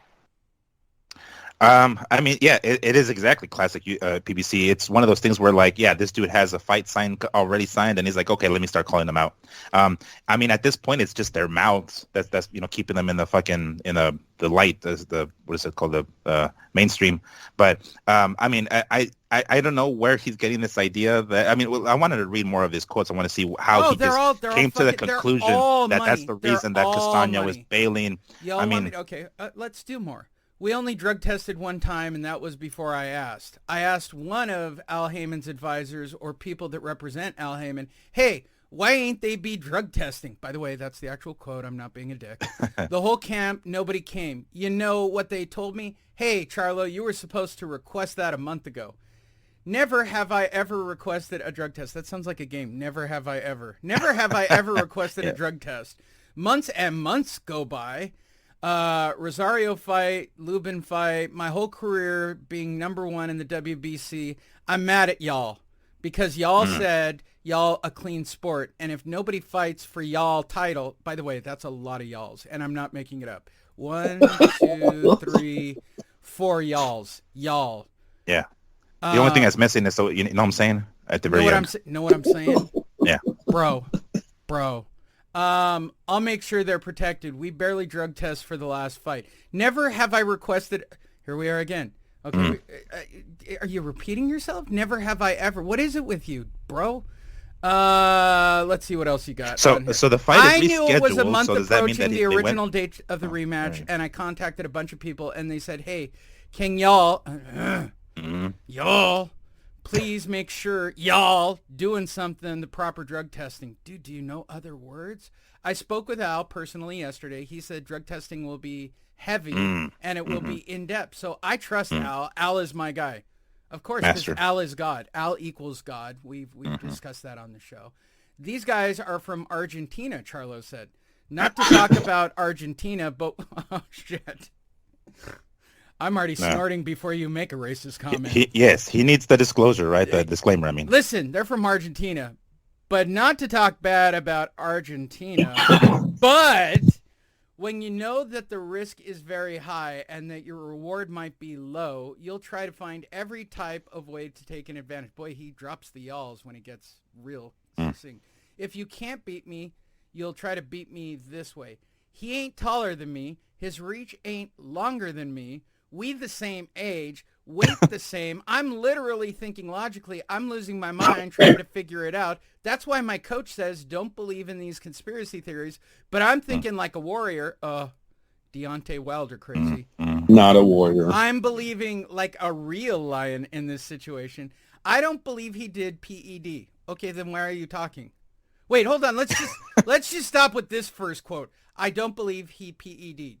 Okay, if you don't, then why Yes, why are you so concerned with making sure that the drug testing is as thorough as any other fight? Yeah. And if he did, you can take steroids for 6 months, 6 weeks, and let that go through your system, rehydrate, wash it out, get clear. Yes, we all know how to cycle. By the way, check out the archives. Before they start testing you, I asked to be tested more than once in that situation with Brian Castano. I spoke out about us being tested. I'm a clean fighter. I doubt it. I believe personally he didn't sustain that injury that he did. They're still complaining about my gloves. Okay. First off, Lee, before you go any further, the fact that he's trying to set up his own drug testing, doesn't that make him kind of suspicious of cheating right there? No, but this is a Mayweather playbook. Let's go back to Mayweather. This is the Mayweather thing with No, but Mayweather is smart. He formed a company that gave him the dates. He wasn't going to the Robert Guerrero and going, "Hey, Thursday we're going to take a test, bro. You ready? Yeah. Are you dirty? Are you dirty? Because I'm not dirty. I'm ready Thursday. I'm ready to take a test." Let's just show up. Like, here's what they think. If you want to hello, Nevada Athletic Commission, can we take a drug test today? What? Yeah, on Thursday. On Thursday. On Thursday, please. Yeah, please. Hey, listen. If you want to show you're clean, then you do the random drug testing. That should have been done when the fight got signed, right? You signed with WADA, whatever one you pick. I would rather go with WADA over VADA because VADA to me is a fucking scam that Floyd made to make it seem like he was cleaning the sport when in reality he was getting the dates before anybody. But whatever. I would go with WADA. But if this is what Charlo was trying to do, he would have set that when they signed the fight. Don't give me this bullshit. You called them and said, "Hey, I want a drug test." Man, it sounds like somebody's fucking cycling themselves. No, you want to know what this sounds like? This sounds like Al Heyman said, "Go say this in the press." Like he fed this shit to him. Oh, that's all he did. We did this with Floyd. It works. We're going to draw Castano out. Just go You out. got to listen to Uncle Al. Got to Listen to Uncle Al. We did this with Floyd. It worked perfectly in the Pacquiao fight. That's how we got Manny Pacquiao not to take drugs. And trust me, Castano's been taking drugs. What do you have to substantiate that? And first off, they've all been taking drugs. We all do. Anybody who says Americans were cycling way before any other country. So that whole thing about, in Argentina, they'll do what they want. No. We've been doing that here way before Argentina never did it. So, miss me with that bullshit right there. Yeah. Wait, I think American scientists started looking into steroids when they seen the Russians looking into steroids. No, Gronkowski looks like Olympic that. Weightlifting. Gronkowski looks perfectly like that year-round, Andrew. Once they got word that the Russian Olympic weightlifters were on the juice, they're like, oh, shit, we got to make our own. This goes back to the 50s, yo. We've been in that shit since the 50s. Oh, my God. All right, Miguel, you want to weigh in on this insanity? I think we talked about it long enough at this point. If there's another Charlo story, I'm up for it. But if not, we have a Charlo going to jail. Okay. I'm pretty sure we've got a Charlo going to jail. Let's still, get to that so, one. Yeah, but we'll get to it. I mean, right. I got another half hour to fill. All right. Usman wants Canelo, and Canelo wants Usman. And in fact, he doesn't. Usman I know. Stop it. No, I shit you not. They both want this fight. And Usman, I didn't put the story in. Usman actually believes he can knock Canelo out in 3 rounds. Well, somebody wants to get paid. Yes, so let's turn to our expert, Miguel. Yes. Daddy Dana's not going to allow this ever. Only if his hands are in the pie too. If he gets his piece of the pie, yes, he absolutely will. Number one, his fighters are slaves, right? So number two, he's going to send them off as a sacrificial lamb. Of course, as long as he gets he did it to Connor. He had no issue when he had a piece of the pie. Course. No, absolutely. So that's the only way I see this happening without Dana. No, absolutely not. So, I don't see this fight. I'm not sure how much money we're talking about in regards to Usman specifically. So maybe there's money in it for him, but this sounds highly unlikely. It's one of those name dropping things again. And Usman is like legitimately delusional. He's really maybe drinking his own Kool-Aid at this point. I don't fucking know. He's a badass at 170 at one and the UFC, right? He's basically wiping the damn division clean. Fantastic. Move up to 185 at some point and maybe fight someone else there. That's what next weight division above. But stay out of the boxing ring. Stay out of, leave Canelo's name out of your fucking mouth. Come on. Well, I want to jump into the mix. Kamaru Usman. I hope to fight you, and I think I can fight you at 185. I think I can beat him too. Lee. Yeah, why not, Andrew? Why not? I think I can beat him. Yeah. I think I could knock him out in 3 rounds. Yeah. I can knock him out in 3 rounds. Fucking people. I don't even want to ask you, Andrew, because you're going to go off on a completely tailed rant. This is not what you want in a boxing MMA. Like, if it were an MMA match, Canelo, you're fucked. This is going to fuck you up. No, bullshit. Stop saying that. Fuck that. No, it's not. No, Canelo's not fucked. Do it. Yeah, I know you baited me. There's a higher potential of him getting fucked, but there's no guarantee that he's going to get fucked. There's no guarantee. I want to see it, damn it. And I'm tired of these freaking conversations. You guys, if you guys are doing an MMA show, I want to know why the MMA fans don't tell Dana White to get this fight. These fan base have given this man billions of dollars. These guys have made $1 billion company off of the hard-earned money of the UFC fans. Why aren't they going for total domination of combat sports? Why aren't they fucking giving Canelo $100 million, which isn't shit when you think about the money that this fight would generate? Why aren't they saying, here's $100 million for one night? Get in the cage with whatever the fuck their new champion. It's always some guy that's great. Oh, he's the best fighter ever lived. Loses the next guy up. I'm the best fighter ever. So whoever the best fighter that ever lived in the cage is at this particular moment, because I remember when Mazadov was being considered as one of these guys that could take out a boxer. The other day, I seen this dude had 16 motherfucking losses on his record. 16 losses, and we're sitting here comparing him to the best hands on the fucking planet. It's a goddamn joke. I'm dead serious, but whatever. You guys, you MMA show, you and Lee and everyone else involved in the MMA, I want to know why the fans have not demanded that they take over all of combat sports by getting the fucking boxing champion in the cage. Andrew, joining us on the show is Steve, the MMA fan. Listen, Andrew, you don't understand, all right? You had James Toney go up against someone, and he didn't do well in the cage, Andrew. He didn't. Listen, you guys don't fare well in the cage. Why would Daddy Dana do that? Boring argument, Lee. That was $1 million. That was $1 million dollars. They gave the shit all over super heavyweight. They gave him $1 million.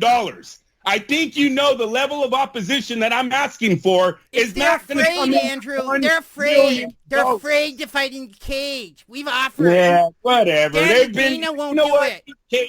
You cage fans have been called out many times. Klitschko said, "Give me $50 million, I'll fight your champ." Klitschko was not only the heavyweight champ, he was a kickboxer too. The guy's done more than just fucking boxing. Kermit Cintrone, Lomachenko, Pacquiao, Mike Tyson, they've all said, give us the fucking money and we'll go in. You think Mike Tyson's scared of a fucking cage? At the point where Mike Tyson, you take away his medication, he turns into an animal? You're telling me he's scared of a fucking cage? I don't know what I liked more in that segment, or the fact that you just shit on a brand new character that could have been reoccurring. I don't know. It was a good character. Steve was perfect. By the way, that's how MMA. You don't know. Those guys would kill you on the street. I know. Abel Sanchez wants Gennady Golovkin to be aggressive again. All right. I don't even need to read the story, nor do I give a fuck what Abel Sanchez says. Gennady is back in the picture. He is the second fight on the Canelo dance card. I got a feeling that we're never going to see an aggressive Gennady Golovkin ever again. In fact, I think he's 50 at this point, and I'm not sure. Like, I'm trying not to be a dick about it, Andrew, but Golovkin's going to fight at whatever that is that Golovkin's currently doing that is just, I can go 12 rounds with anybody, and I'm kind of okay with it. The guy who could knock anyone out, what was it? What was his record? Like, fights under 6 rounds in his first... Yeah, or had like some 16 consecutive KOs or something. Yeah, like he used to be an absolute terror in those first rounds. They called him the monster, the middleweight monster. And then, he faces Daniel Jacobs and couldn't do it. And then he faces Canelo and he couldn't do it. Yeah. So we'll start with you, Miguel. Will Gennady Golovkin turn back into the under 6 round terror? No. Definitely not at this age. Now, that doesn't mean he's not going to try to. It may not fare well for him. He might not fare well there, but I suspect that he's definitely going to try to. We're not going to see the same.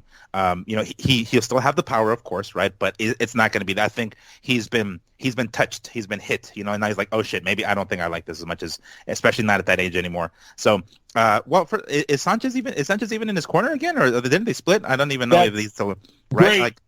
Great knowledge, bro. That's exactly what I was like. Hey, wait a minute. What's he doing in the like? Why is he even?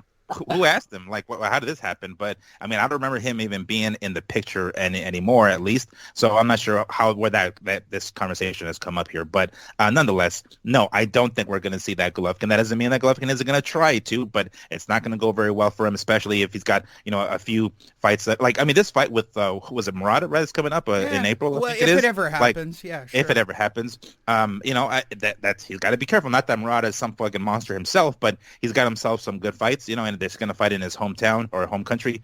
So it's not not the best circumstance for Golovkin. And if he goes over there and he tries to fucking be old school Golovkin at this age, I don't think it's going to go very well for him. So no, he's going to try, but he's not going to do it now.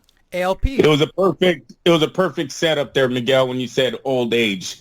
Most of the time when fighters at this age get these double matches or their future. Andrew? Does anybody actually know his age?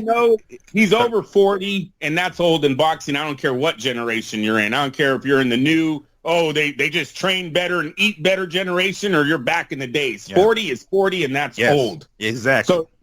So he's there. That hurts. And then that's what's scary, because right now we all know that Golovkin's been thinking about Canelo way more than he's been thinking about Murata.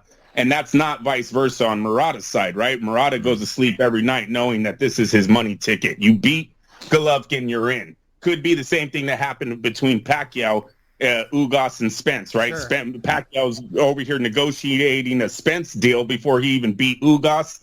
I had Pacquiao winning, but they didn't. Whatever. Ugas wins on points. This happens a lot. We've seen it happen. This could easily fall into Golovkin right here, the setup where he's thinking way too much of the future and gets outpointed in the fight that is in front of him. All right. Let's move forward to my favorite story of the week. Vladimir Klitschko says Beval should not be allowed to fight Canelo. I literally love this story. I love this story first because Vladimir Klitschko is the biggest alpha male on the fucking planet. The minute you put a fucking gun in his hand, and he went, fuck them, fuck this, and fuck Beval. He just gets better and better. Absolutely not. Every sanction, and it's not against the personalities or the athletes. It's about politics of Russia. Every Russian representative in this case needs to be sanctioned because this is the way to show Russia the world is against his senseless war, and there is no good in this war. None of us are enjoying what's happening. I have a lot of friends in the Ukraine. I have a lot of friends in Russia, and I have family that is in Russia. Beval told reporters, I have a lot of friends everywhere. I wish everyone peace, only the best. It's really sad for me every day that I wake up. Okay, that's a politically correct statement, but bro, you're Russian. I mean, I'm with Klitschko on this. Sanction Beval. Wow, that's the title of this show. Sanction Beval. Woo! You miss out on the payday. Have they disclosed numbers on this? Anyone know? I haven't seen numbers yet, no. All right. I would, Lee, I would rather we start that ball rolling if we found some controversial remarks by Beval. No, he's going to be politically correct. Look, he's got friends everywhere. They're all, look. Well, I got to say, Kovalev wasn't politically correct, right? He blamed it on where he came from. Where I'm from, this doesn't blah, blah, blah. So how do we know Beval doesn't come over here with the same foolishness? Well, Kovalev kind of comes across as a thug sometimes. So he is a thug, and he's I think he's here in L.A. now. I think he's like Gennady. I think they're both here out in Santa Monica, or they're both here in L.A.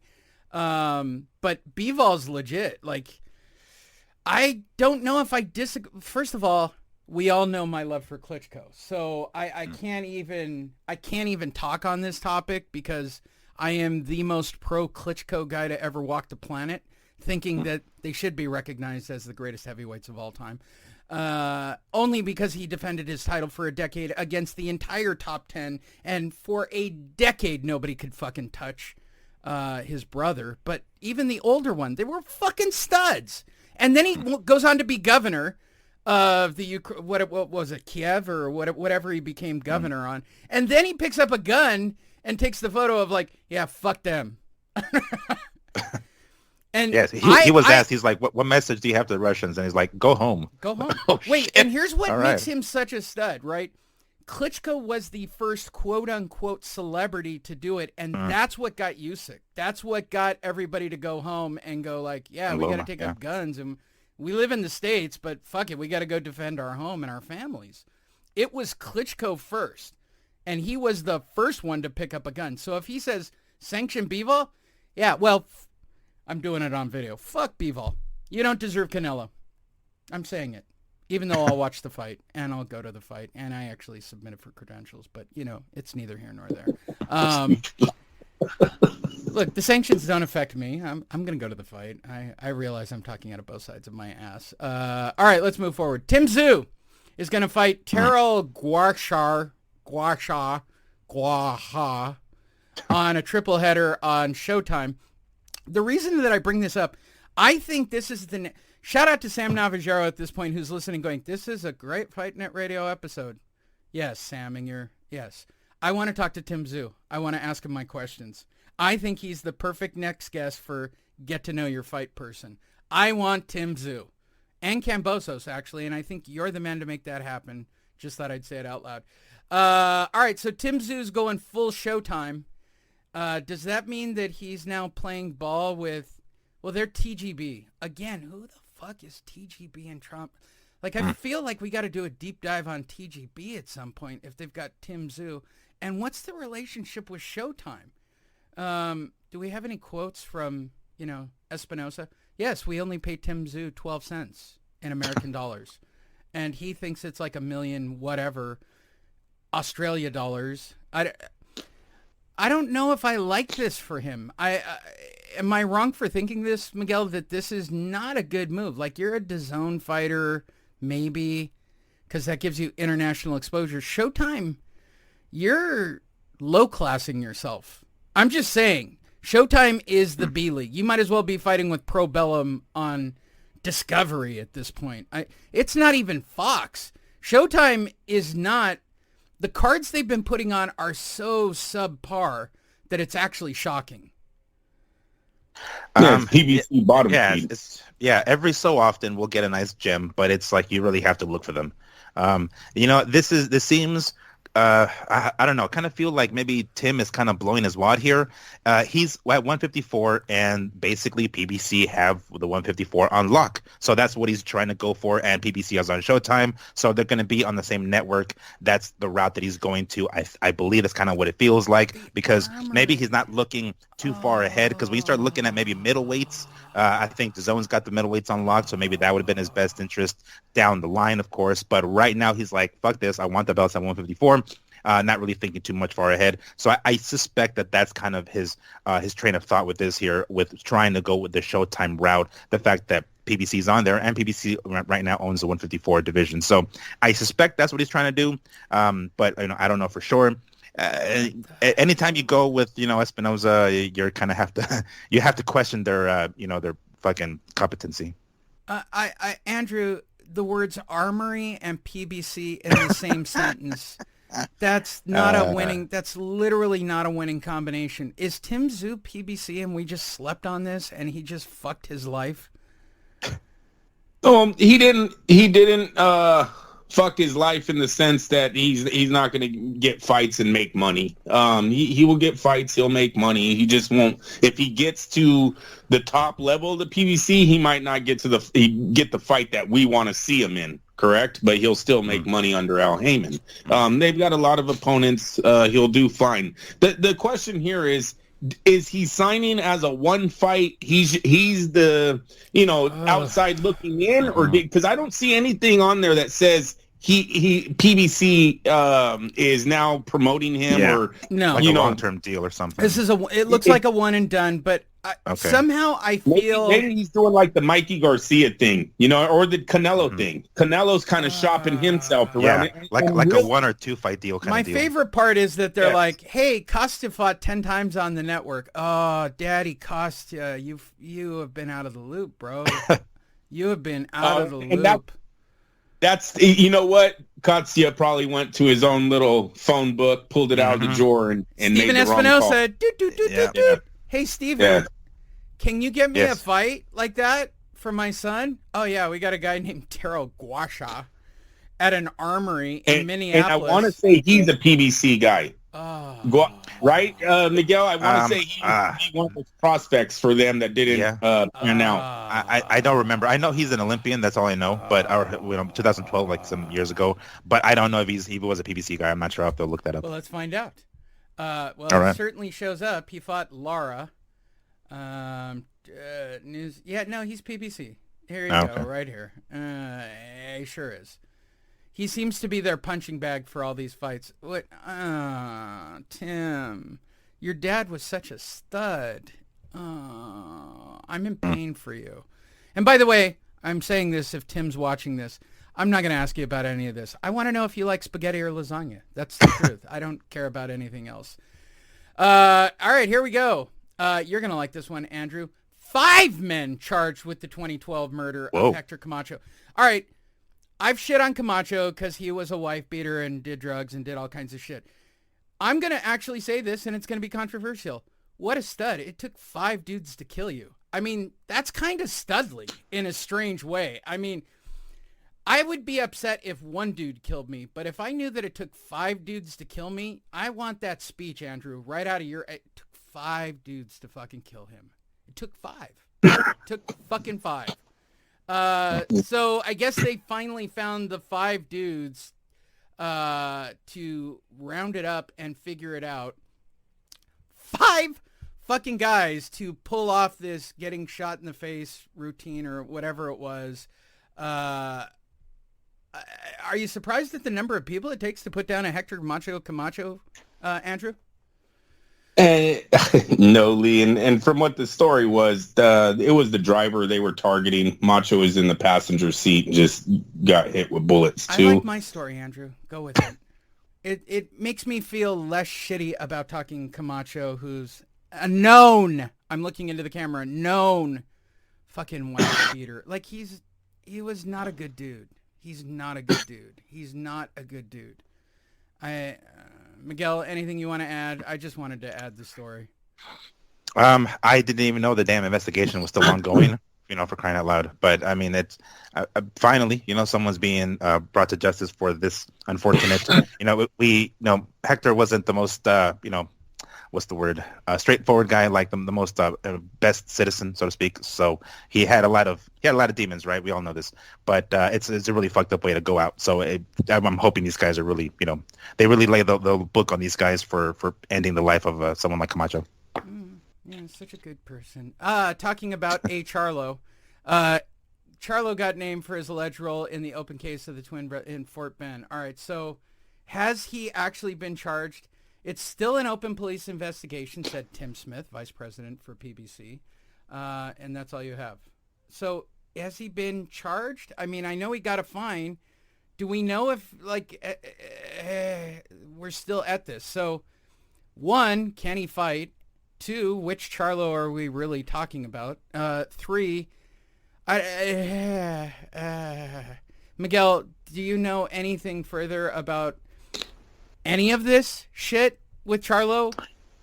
I don't. Is this?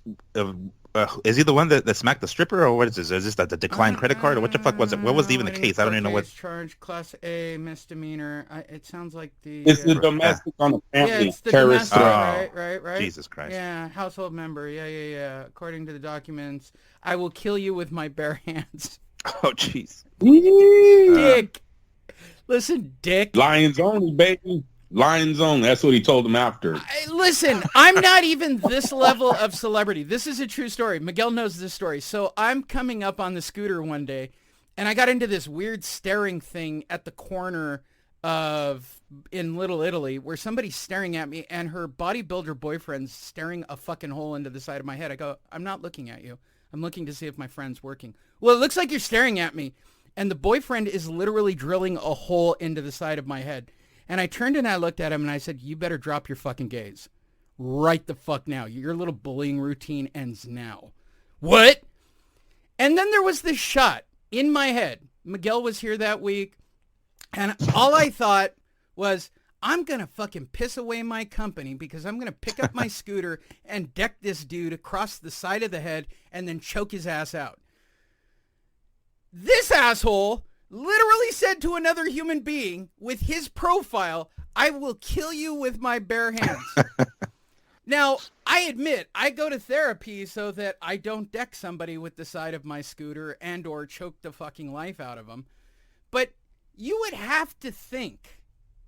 It's kind of like Eminem. I'm not gonna buy a new suit. Like, you're not gonna bait me into it. Like, I'm gonna shrug. Like, celebrities at some point have to shrug this shit off and go, yeah, my title and my payroll are more important. I'm not even at that level, and I had that flash out. I'm going to lose my entire company that I built over a year the minute I fuck this asshole up. Just because he's a fucking bully asshole.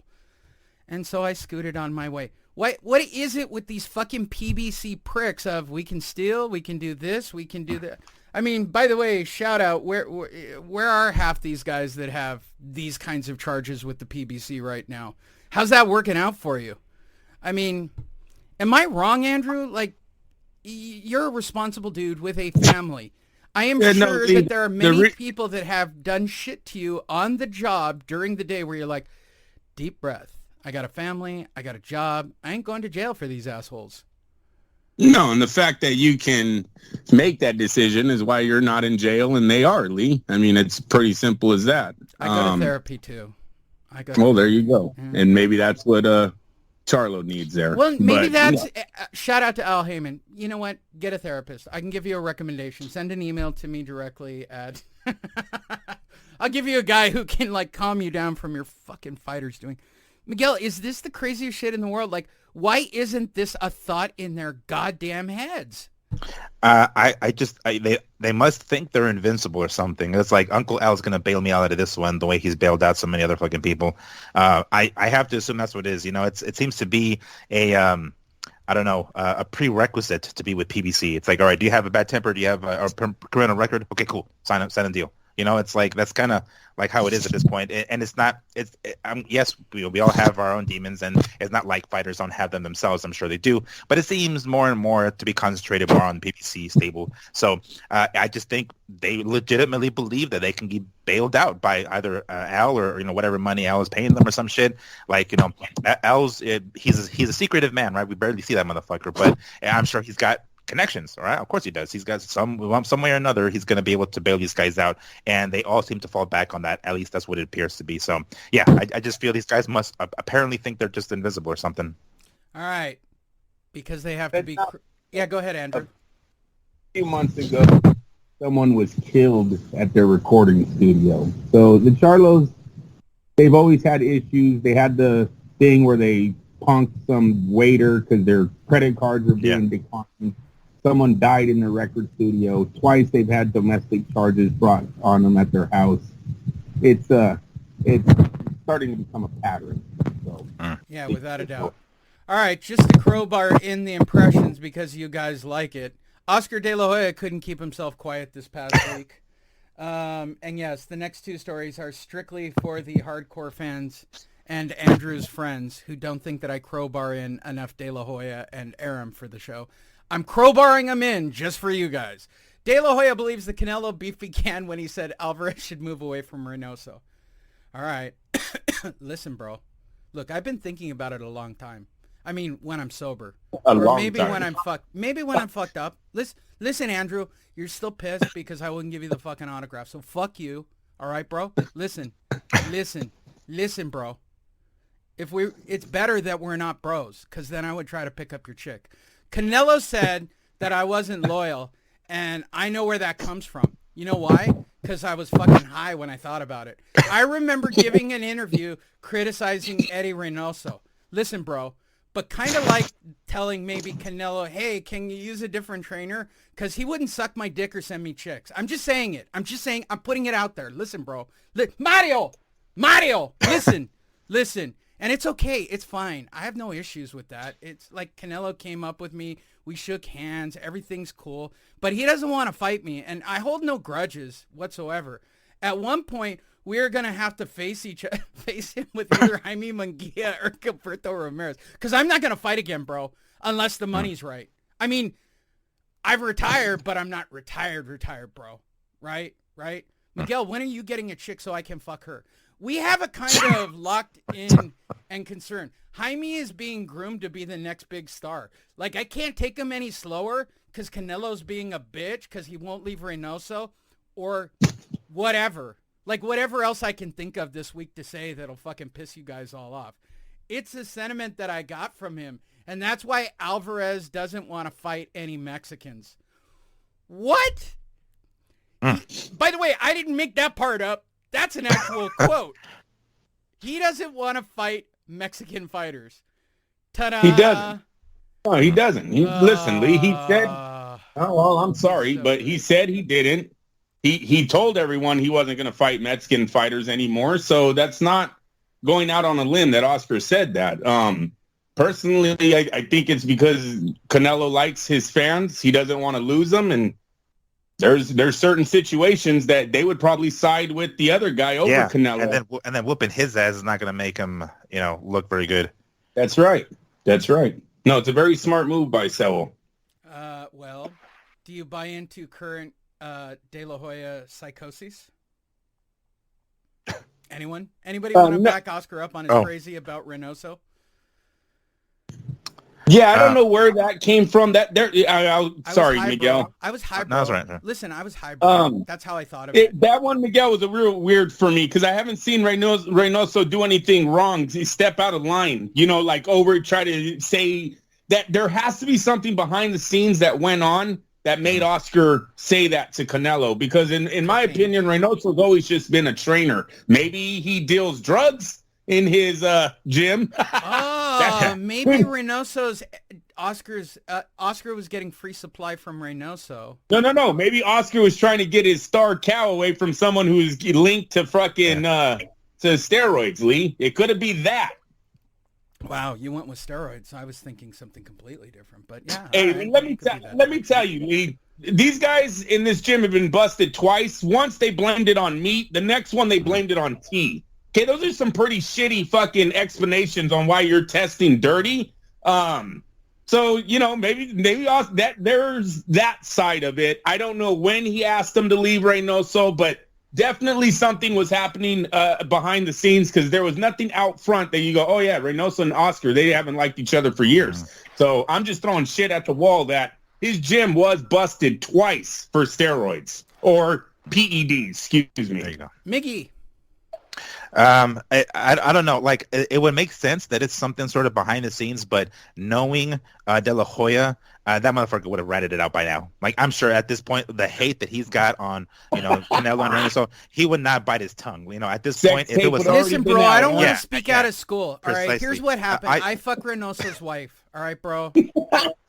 Hey, Lee, how fast do you think his friends drove home when they knew Oscar was at the house with their girls by themselves? Oh my God. How many red lights were ran that day? You left Oscar alone with our wives? Hey, bro, I'm at your house. Where are you at? Bro. Oh, hey, bro. I'm in my tighty whities. The orgy's starting, bro. The orgy's starting. They got the spoons. Bro. Hurry up. Get home. All right, and just for you guys, let's say it's 2 for Tuesday because Andrew's friends love it. Joining us on the show, Top Rank Bob. Good. Time is this? Jesus Christ. I don't even know what time it is. Didn't you do this show at night? Now it's in the morning, and where's my soup? All right, listen. Beval's legal, all right? That's all you need to know about this whole thing.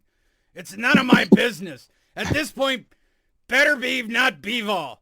Remember, Better Beav is from Canada. Beval's from Russia, you fucks. Get it right. Sure, he's a... Fucking Bob. I love that. The fact that he has to explain that Better Beav is Canadian, but he is Russian, not from Russia, and that he's not Beval is literally like one of those Rubik's... It's like an infinity circle almost. Like, listen, all right, let me explain it. Yes, he's from Russia, but he's Canadian, and he's not Beval. Beval's from Russia, even though Butter Beav is Russia-Canadian. So they're not the same. In fact, Better Beav is better because he's from Canadian with that crazy prime minister who wants to shut down the truckers. There could be nothing more American than fucking crazy people who want to kill their fucking political leader in Canada. That's just like here in the States with all those wonderful white people who love Trump. God bless you. Make America great. That's basically what he's... It's none of my business. My point is Better Beav is not Beval. You had to make a fucking... Oh, this is even a good title. My point is Better Beav is not Beval is so great that Bob had to actually make that goddamn quote. Oh, Bob, please don't die anytime soon. Boxing will... There's no way Jacobs is going to make quotes even at this scale long after Top Rank is there after. There's not going to be anybody to do the shut up, you fucking asshole. Like, I'm going to miss that in boxing. Like, let's say that Dana White died. I'm going to be sad that he doesn't fucking go to events and go, Ariel Juan, get the fuck out of here. Like, there's something about promoters just going, I fucking hate your question. I hate you. I hate your face. Shut the fuck up. I like it. I do. It makes me happy about boxing because it's not a fighter calling out a fighter who's not going to fucking fight. I'll ask you, Andrew. I realize it's a crowbar story so that your friends on Monday go, oh, he did Top Rank Bob. Yay. Yeah, I did. And I went on a rant for you guys, in fact. Are you going to miss Bob? I think my point here is, are we going to miss Bob when he's gone? Like, I really feel like boxing will never be the same without Bob. There's potential for that, especially because we haven't seen Top Rank move forward from Bob Arum yet when they should have already. He's in his 90s. Bob should be strictly the guy behind the screen, right? The Wizard of Oz. But yet he's still the face of the fucking company, which is sad. Bob does more traveling right now than our president, and he's older than him. So that's how sad the situation is with Top Rank and Bob Arum. Well, Andrew, that's because our president is a robot or an actor playing the president. I don't know what he is. I'm just saying Bob is seen more in Europe than freaking our president, and Bob's older than him. Bob's in his 90s, man. So Bob Arum motors are still good. We know it's coming to the end here. If we got the news today, isn't he like 94? Yeah, like none of us would be surprised. Yeah. It would be natural causes, and we'd all move on. So no, boxing is totally going to be different when this happens. Can you imagine fucking Al Heyman and Eddie Hearn are going to be the prime guys? Are you serious? Oscar, who has no fighters. Like, it'll just be Oscar. They can't make a fucking fight. They can't create a fighter. Eddie Hearn loses fighters all the time. Anthony Joshua being his number one pride and joy that was gone as soon as he got the money.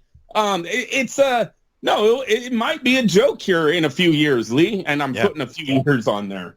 And with the addition of fucking like Discovery Andy, Sports, and I Discovery appreciate you doing my eulogy like that. Manuel, would you like to do my eulogy next?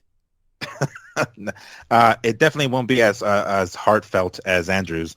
But with the addition of Discovery and Discovery Sports and whatever boxing they're going to get into, it's going to be quite the circus without, if we want to call Arum the ringleader here, the dude knows how to run shit. So when he's gone, it's going to be like the inmates are going to be running the jail, basically. It's the Batman movie. It's going to be crazy. Fight for control of boxing. It's literally going to look like the Batman movie. They're all just going to start fighting. Yes. We'll have characters. We've got Al, who's kind of like the Penguin. Like, they'll all be like the Rogues Gallery kind of thing. Oh, my God. Yeah. If boxing is the Wild West now, it's going to be worse when Arum leaves, I suspect. I mean, like, it's sad that's the case, but because you would expect, right, somebody else to be on deck already and should already be running shit, and Arum be out of the picture at this point, and, not wait until he's, at that age of dementia at this point. But, the fact that it got this far, it's like, damn it, Arum should have been out the door like a long time ago, but there is nobody else to replace him. So, I mean, if they don't find somebody to replace him quick, it's going to look bad when he's gone. It's literally like a John Wayne movie. This is the shootist. Like, what's going to happen when the best gun in town leaves? Oh, I just realized. Come on. If you're not a fight fan and don't appreciate that he actually had to do Better BF is not Beval. Get it right. They're from Russia. Right, sure, they are. Fuck Russia. But he's Canadian. Get it? Well, okay, bro, but did you really need to, do that? Yes, of course I did. By the way, it would have been better. Yeah, it would have been. Yeah, it would have been great if he would have brought that all together with the camp. So. Oh my God, it's still even great because I'm not even sure he knows. Better BF's one of my fighters. Yeah, all right. And let's close out the show right at the 2-hour marker because Andrew likes 2-hour shows. Michael Conlon calls for a rematch already because he lost in the 12th round. In a fight, based on your text, I have not rewatched it, so I'm going to rely on you two. So my opinion is Conlon dominated this fight until the 12th round when he got fucking caught by looking at the scorecards. This is Conlon's more or less to lose going into whatever the fuck happened in that 12th round. Or the 11th and 12th round, I should say. So I'll start with you, Andrew. Tell me all about it. Well, listen, you have to watch this fight. This fight right here would have made both of these men superstars 15 years ago. They would have both been fighting. This was for a WBA featherweight title. They both had good records. Colin being a star, being on Top Rank. coming from the Olympics where he lost a controversial decision, flipped off the judges. That kind of started off his career. Lee Woods has a, how do you say Leigh Woods? Is it Leigh Woods? It's really, Lee. I heard him It's calling Lee. As somebody who has watched Okay. people spell my So name with I'm going an to go with IGH. Woods. right, So there you go. Woods had the big win where he won the title from the, was it the China Chi, right? He goes, That's Yeah, he doesn't. Boy, that Canelo sounded Khan or racist. something. So yeah, Canelo Khan. sure. He had the chi Yeah, of whatever. China. He had the chi of China. Whatever, dude. This fight should have been on a bigger stage is where I'm trying to get to. This fight would have been on HBO a long time ago, and both of these men would be household names this morning. This fight would have been an instant classic. They would have put it up there with all the best featherweight showdowns that ever happened because it was. Lee, these guys threw down. They did not care about their health. Well, only until the end. They didn't care about their health. They didn't care about their future. They went at it, and they went at it hard. Conlon, great fighter, man. Entertaining as hell. The kid tried to box. He tried to slug. He took punches. He bled. He gave it his all. And he there's a lot of upside to him besides what I had texted you guys a few rounds before the final round. It was defense and power.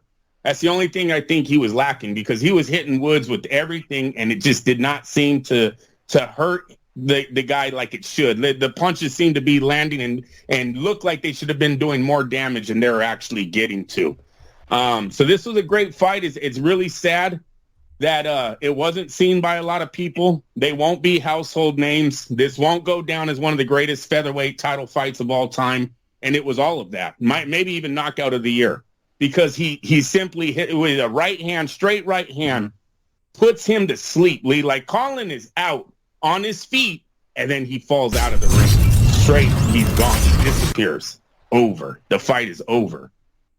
The man gets to cheer for about, 10 seconds. The crowd is going crazy. Oh, And then all of a sudden they're like, stop, everyone stop cheering. It was such a letdown of how they ended this guy's the fight for him. Mm-hmm. They worked their asses off. Both men gave it their all. They both should be proud of their performance. There is no we all know. I just wish that these woke fucking people out here in the boxing world are like, oh, you can't cheer when a guy's hurt. We all know it's the fucking hurt game. That's why we're watching. Right? We're watching because these men fight like other men can't. That's why we're watching it. Okay? So we're not cheering that someone's lifeless body is on the ground and yeah, he's dead. No one's cheering that. We're cheering the performance that both men gave, the ending that the champion, a comeback from win, knockout. That's all that's being cheered about. I really think boxing's getting it wrong with how much we're supposed to be fucking caring about the other guy. Not like we're supposed to be savages, but I think everyone needs to have an understanding. We all know this is a fucking hurt game. We all know that people get knocked out, brains get scrambled, life expectancy probably drops if you get hit so many times in your head. We get all that.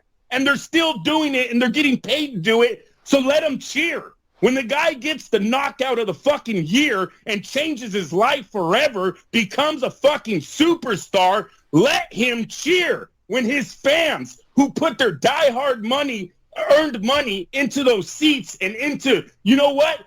I think this guy's going to change my life tonight. I'm going to bet $1,000 on him to try to win some money back. Let them cheer. They're not cheering because the guy's knocked out. They're cheering because they won, their fighter won. Sometimes their country, it seems, has won. It's really sad where boxing's going with the whole can't cheer until we find out. I mean, literally, Lee, they killed the whole ending of the fight. They don't let the guy cheer. They get out of the ring, and it's like, when is he supposed to celebrate? What, when the doctor okays him? Okay, now start cheering. The doctor okayed him. Yay! That's such... Sis, don't let we know what it is. The fucking hurt game. I don't want to be too bad. It's the hurt game. We all know what they're doing. We got to get over this shit. Is he okay before I fucking can congratulate myself that I won? Miguel, you got any? Wait. Bam, bam, bam, bam, bam. Okay, so the only thing by and large, I agree with what Andrew was saying. The only rebuttal I can think of is it was Wood himself that said, guys, relax and stop. So it wasn't necessarily everybody else. It was him with his gloves saying like, no, guys, relax, and then doing like the throat cut thing, like, yeah, guys, cut it. So it was him that was like making sure that it's because it's not necessarily just the fact that Conlon got knocked the fuck out, which it was, but it was bad. He was out cold. He crumbled like a sack of potatoes, and then he falls outside of the fucking ring out cold. So I'm sure he maybe cracked his head on the fucking floor on the outside. People try to catch him on the way down. So it was a serious KO, right? And it's like, holy shit, things got serious real quick, because to some degree, we kind of are savages. We're watching this shit and it's like, yeah, kill his ass. You know, I mean, that's right. It's kind of the way we are, right? I mean, we watch this shit. But then the thing is, you know, we are human after all. So once somebody dies, and not saying that he did, but I'm saying like if somebody dies, it's like, oh shit, shit got serious real quick. You know, the humane part comes in, and that's when we kind of like take a second to think about it. And I think that's what kicked in Wood specifically. You know, when he's the one that says like, all right, guys, relax. Let me just wait until this dude's okay. As a matter of fact, they didn't even show a replay of the fucking thing. I mean, I was watching the replay of the whole fight, of course, on DAZN, and then after the KO, like the DAZN people weren't even replaying the KO at all, like on the big screen or on the broadcast or anything like that. They wanted to make sure that the Conlon was all right first, which I understand, right? But it's like, yes, we are celebrating the fact that it was a spectacular KO, that it was a come from behind win for their fighter. But it was ultimately Wood who started, like, the guys, relax. And he's like, you know, him in his corner was the one that was doing that, because the fans didn't give a fuck. The fans were, you know, they were lit, to use another, you know, young people term. The fucking crowd was lit. Those guys were drunk as shit. They were cheering the living piss out of Wood. So those guys didn't give a flying fuck. Those guys were cheering like a motherfucker. Even when Wood was trying to be like, guys, relax, and his corner was telling people to keep it down, they still were keeping it down. I mean, they did tone down a little bit, but it was very minor. You know, you can still hear them cheering. You can still hear them screaming out of the top of their lungs. So it to some degree, it wasn't necessarily the fans that were doing it. It was Wood who himself was like, all right, guys, relax. He's the one that said it first. So that's kind of on him. It's kind of on him, Miguel, but it's only turning that way because this is the way boxing's been going. You hear, oh, stop the fight. Oh, why is he getting hit so much? Oh, no one should cheer it. You hear commentators been doing ESPN big on this for the last so many years that, yeah, maybe Woods thinks that's the way to respond now. Right. What I'm saying is it's not as sad. It's anticlimactic. Is that the word? Like, it was such a great moment for him. This was supposed to be the best moment of his life. And no, the guy wasn't dead. No, the guy didn't have a cracked skull. The guy was released from the hospital that night. Okay. And they took a picture. Yeah, but we found this out after the fact. Exactly. Exactly. So why stop celebrating? You didn't know he was hurt. If anything, he fell out of the ring into some guy's lap, and he's fine. I mean, not the first time a dude's fallen out of the ring. Not the first time a dude's been knocked out. Like, it was, to me, boxing seems to be going that way a lot. I wish it wouldn't, because listen, if you get excited when you see a guy's legs wiggle, you're excited because his brain is scrambled. All right, so don't act like, oh no. But as soon as he got knocked out, then I was totally worried about his health. But while his brain is fucking jiggling in his head, you're screaming on the top of your lungs. Yeah, hard to you know, what line are you? What side of the line are you really on? With me, it's a fucking hurt game. They all know the risk that they're taking. That was a great fight, man. If that was Conlon's last fight, what a fucking fight that kid gave his fans, his country, on his way out. Because like I said, I text you guys before the 12th round. Fight of the year candidate. Oh no, it was after, because I put fight of the year candidate, knockout of the year. That was a great moment for the sport. We don't need to take away from it, because, you know, now we need to make sure the doctor clears them before anyone can start celebrating. And if you want to just say it was the fighters, he was then cleared, yes. and he wants a rematch already. He's already done this straight exactly. up. I want so now the run it celebration back. can happen, I guess, right? Yeah. I mean, I'm fine with it, because it was Wood that said it. You know, if it was like the commentators who said that shit, or even the fans, then be like, oh, you pussies, what the fuck? But the fighter himself was the one who did it. As long as he doesn't feel that we're saying it though. The commentators were saying it too.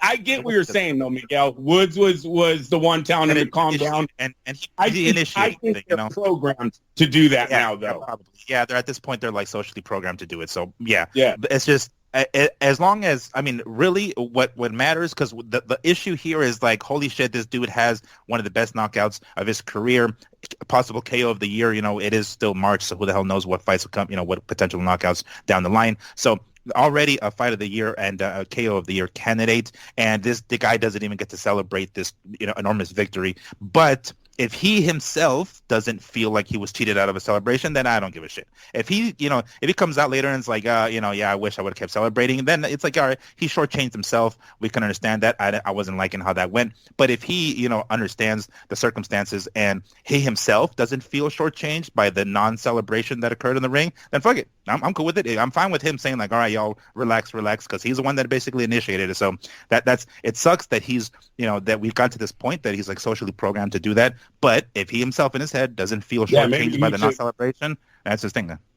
I would tell him not to try to knock a guy out then. Maybe you should just go for points. If you're that worried, don't go to try to fucking knock his head off, because that's what he was doing. Every punch that he threw in that ring was trying to take fucking Colin's head off. So and Colin to it too. And Colin to it. That dude was swinging for the fences all fucking fight. Yeah. These guys get paid to knock their brains out, right? That's what they get. They get paid to put themselves into another earth, bro. That's what they're paid. They're not paid to fucking give themselves health checks. Like, you just know your role and play it, man. There you go. Go to boxingtonight.io. We have boxing this weekend. Edgar Berlanga taking on Steve Rolls. Oh, no. I know you're excited. Oh. Contain yourself. Virgil Ortiz Jr. Not the same Virgil Ortiz, by the way. Michael McKinson. Is it the same Virgil Ortiz? It is Ortiz. What are you talking about? Yeah. Yeah. Michael McKinson at welterweight. That's why we're saying they're name dropping, right? That's why they got a fight coming. Oh, fight there you go. Yakubi versus Tajari at ECW Arena, and that was funny. That was funny for at least two of you who got the joke, and one of them should have been Miguel. Tajiri. It's Tajiri, if I got the joke correctly. It is Tajiri. Of course Tajiri, it is. At the ECW Arena. All right. Is Rolls Berlanga worth watching quickly around the room? Of course. Yeah, I mean, it's free. It's ESPN. He got, spanked in his last fight, even though he ended up winning, right? If I'm not mistaken, I think he ended up winning. He got knocked down a couple of times, Berlanga I'm talking about. So seeing how he comes back from that, I'm looking forward to that. I don't even remember if he won the fight. I think he did. But anyway, I'm looking forward to seeing him again, seeing if he's improved. Steve Rolls, if you remember his name, it was, famously getting knocked the fuck out by Triple G. So I'm willing to watch it, and it's on ESPN Plus. Why not? Andrew? Step up in competition, Lee. Yes. Free on ESPN. Yes. So Berlanga, future possible star of Puerto Rico. Yes. So it's a good fight to watch, man. There you guys go. Also, go check out the Eddie Hearn interview. This week we will get up the Sky Nicholson interview. Go to boxingtonight.io. Click, like, subscribe, smash, whatever the shit it is you do in social media. How about sharing it? That's fun. Follow us on social media. We appreciate all of you, and we'll be back next week with absolutely more of this insanity that we do every week. Thanks.